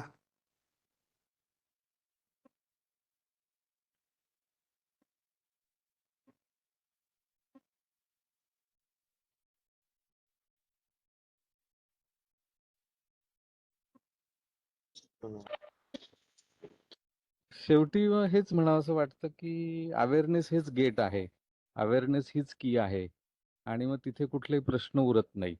अवेअरनेस मध्ये एकदा मनुष्य आला की, म्हणजे माझा स्वतःला त्याचा अनुभव आलेला आहे म्हणून म्हणतो मी. बरोबर आहे का? हो, म्हणजे अवेअरनेस मध्ये प्रश्न उरत नाही, पण प्रश्नाचं स्वरूप जे आहे तेही आपण थोडं आपल्याला त्या संबंधीचा आपण अवेअरनेस पाहिजे. कारण प्रश्न हा फक्त उत्तर शोधण्यासाठी म्हणून नसतो, तर प्रश्न त्या मुद्द्याकडे लक्ष वेधून घेण्यासाठी सुद्धा असतो. त्यामध्ये तशा प्रश्नामध्ये त्याचं उत्तर अपेक्षित नसतं, तर त्या प्रश्नातून जो मुद्दा उपस्थित होतो आहे त्या मुद्द्याकडे आपलं जे अवधान आहे ते आकर्षित होणं आवश्यक असतं. आणि एकदा ते तिथे आकर्षित झालं की मग त्या मुद्द्याच्या अनुषंगाने आपलं अवलोकन सुरू होतं. मग ती गोष्ट समजावून घेण्यासाठी आपल्याकडनं मग वृत्ती व्हायला लागते त्या अवलोकनातून. तर तेवढंच स्वरूप असतं प्रश्नाचं. आणि काही प्रश्न जे असतात ते आपल्या आंतरिक गोष्टी संबंधीचे जे प्रश्न असतात त्या प्रश्नांना उत्तर असं कधीच नसतं. कारण ते प्रश्न उत्तरांच्या दिशेने विचारलेलेच नसतात किंवा उत्तरांच्या दिशेने त्या प्रश्नाची हालचाल नसते. तर ते ते जे प्रश्न असतात त्या प्रश्नासमवेत राहून त्या राहण्यातून किंवा त्या प्रश्नासमवेत जगण्यातून त्या प्रश्नाचा उलगडा होत जातो. म्हणजे तो प्रश्न असा उमलत जातो, अनफोल्ड होतो. आणि तो अनफोल्ड होऊन जेव्हा पूर्णपणे त्याचं स्वरूप आपल्या लक्षात येतं तेव्हा तो प्रश्न संपून जातो. म्हणजे एखादी गोष्ट जी झाकलेली आहे ती जोपर्यंत झाकलेली आहे तोपर्यंतच त्या गोष्टी संबंधीचं गूढ आपल्या मनात आहे. जेव्हा ती झाकलेली गोष्ट हळूहळू उघडत जाऊन जेव्हा तिचं पूर्ण आंतरिक स्वरूप आपल्या लक्षात येतं तेव्हा त्या संबंधीचं कुठलंही गूढ असं आपल्या आत राहत नाही. याचाच अर्थ ती वस्तूचा सगळा सिग्निफिकन्स किंवा जे काय असेल ते संपून गेलेलं असतं. तर आपल्या आतमध्ये ज्या या विविध मानसिक प्रतिक्रिया येत असतात त्या प्रतिक्रियांचं स्वरूप हे अशा प्रकारचं आहे. प्रत्येक प्रतिक्रिया हा एक जर आपण प्रश्न किंवा समस्या या स्वरूपात घेतला तर त्या समस्येचं उत्तर आपल्याला कुठे शोधायचं नाही आहे. त्या समस्येचं उत्तर त्या समस्येतच आहे आणि त्या समस्येतलं उत्तर म्हणजेच त्या समस्येचा उलगडा. ती समस्या अनफोल्ड होत जाते, त्याचा संपूर्ण उलगडा होत जाणं आणि ते उलगडल्यानंतर मग ती समस्या राहतच नाही आणि ती समस्याच नसल्यामुळे मग त्याचं उत्तरही त्या ठिकाणी शोधायचा काही संबंध राहत नाही. म्हणजे अशा प्रकारचं ते आकलन आहे. तर दरवेळी आपल्याला प्रश्न विचारला की आपण त्या उत्तराच्या शोधात धावपळ करायला लागतो तर तशी धावपळ या ठिकाणी काहीच उपयोगाची नाही आहे. कारण प्रश्न आहे तसाच राहणार, फक्त धावपळ करत आपण इतर गोष्टी आणखी त्याच्यामध्ये जोडत राहणार. हा उदय विचारा. तर एखादी व्यक्ती आता आपण म्हटलं की with age right these things म्हणजे या गोष्टी आणखी जास्त येस ची आकलन होते किंवा त्याचं म्हणजे समजायला लागतात. पण एखादी व्यक्ती सपोज 25 ते 30 वर्षाची असेल या या राईट एज ग्रुप मधली, तर त्यांनी कसं बघावं कृष्णमूर्तींच्या शिक्षणाकडे? नाही वयानुसार गोष्टींकडे बघणं बदलेल असं काही आपण म्हणू शकत नाहीये. कारण एखादी गोष्ट जशीच्या तशी बघणं हे वयावर तर काही अवलंबून नाहीये, पण त्या व्यक्तीच्या मानसिक अवस्थेवर ते अवलंबून आहे. म्हणजे आता एखाद्या 25 वर्षाच्या व्यक्तीचा जीवनासंबंधीचा दृष्टिकोन ते म्हणजे करिअर, त्याला जीवनात आणखी काय काय मिळवायचं आहे, काय काय करायचं आहे आणि त्या सगळ्याच्या अनुषंगाने मग तो त्या गोष्टींकडे बघणार आणि त्यातून तो ठरवणार की त्याला त्याच्यात इंटरेस्ट आहे की नाही आहे, त्यातून त्याला काय मिळू शकतं, त्याला जे अचीव करायचं आहे ते त्यातून त्याला मिळू शकतं का. नसेल मिळत तर तो मग मला काही इंटरेस्ट नाही याच्यात, मी आत्ता या गोष्टीला वेळ देऊ शकत नाही, असं सगळं त्याचा तो अप्रोच असेल. पण एखादी व्यक्ती आता सगळं त्याचं आयुष्य जगून झालेलं आहे आणि त्याला मग ह्या गोष्टी समजावून घ्यायच्या आहेत, तर मग त्यावेळी त्याच्या ह्याच्यामध्ये मला काही जे काय हवं आहे ते मिळवायचं ह्याच्यातून असं नाही आहे, पण ह्या गोष्टी कशासाठी म्हणजे मी अभ्यास केला पाहिजे, त्यातून काय जीवनात हे होणार आहे. म्हणजे आता प्रश्न असा होता की एखाद्याने आध्यात्मिक गोष्टींचा अभ्यास का करायचा, त्यातून त्याला काय मिळणार आहे, अशा स्वरूपाचा तो प्रश्न झाला.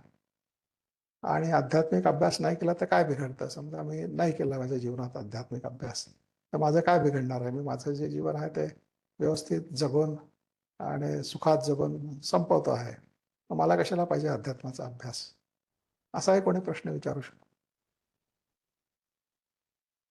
आणि तो त्याच्या दृष्टिकोनातून तो बरोबर पण आहे. जर त्याचं जीवन तो सुखीपणे जगू शकत असेल तर त्याला ह्या आध्यात्मिक प्रश्न विचारून किंवा त्या गोष्टींचा विचार करून त्याला काय मिळणार त्याच्यातनं आणि त्याने काय विचार करावा, तर तो त्याचा दृष्टिकोन होऊ शकतो. परंतु माणसाने नेहमी काहीतरी मिळवण्यासाठी जगायचं हा विचार कुठून त्या माणसाच्या आतमध्ये आला या संबंधी तो काही प्रश्न करत नाही कधीच.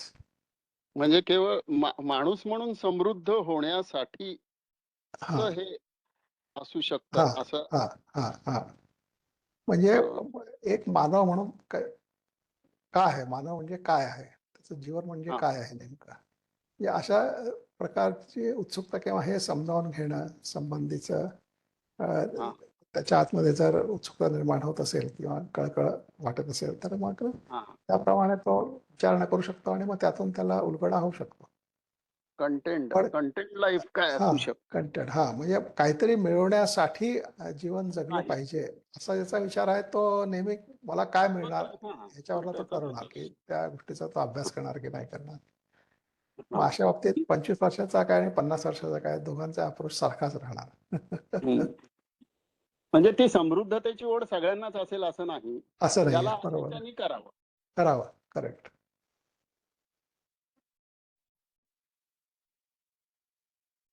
आणि ती कल्टिवेट नाही करता येत ना सर, समृद्धतेची ओढ. नाही एकदा ती ओढ थोडी जरी निर्माण झाली आपल्या आत तर नंतर ती आपण ती नंतर एन्हान्स केली जाऊ शकते. एन्हान्स होऊ पण शकते त्या कारण मग ओढीचं कारण असं पण असू शकतं ना की बाबा आयुष्यामध्ये मला आता काही अडचणी जाणवत आहेत किंवा मग गोष्टी जशा मला वाटतायत तशा होत नाहीयेत.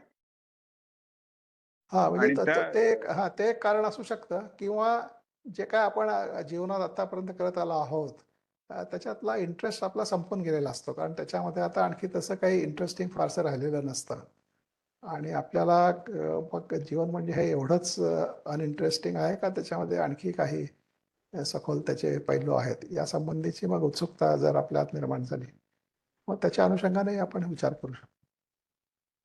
पण एक म्हणजे सिच्युएशन हँडल करायला पण याचा उपयोग होतो सर, असं माझा अनुभव. होऊ शकतो ना. होऊ शकतो ना. एखादा व्यक्ती जर त्याच्या मनाप्रमाणे गोष्टी अजिबात घडत नसतील हम्म. तर त्याला असा विचार करावाच लागतो की असं का घडतंय की एकही गोष्ट माझ्या मनाप्रमाणे घडत नाहीये आणि आणखी असे कुठले त्यातनं ऍक्टिव्हेट तो होतो हो. समृद्धतेकडे जाण्याच्या होय. प्रवासाचे.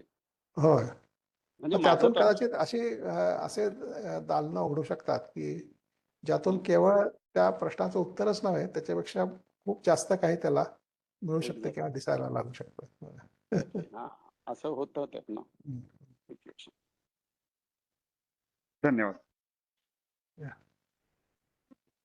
7 वाजलेले आहेत वाटतं वेळ तशी संपली आहे आणि फारसे काय कोणाला प्रश्न दिसत नाही आहेत त्यामुळे ही मीटिंग आपण इथं थांबवू आणि उद्या आपण त्यांची जी शिकवण आहे निव्वळ त्या शिकवणीच्या अनुषंगाने आपण उद्याचं सेशन घेणार आहोत.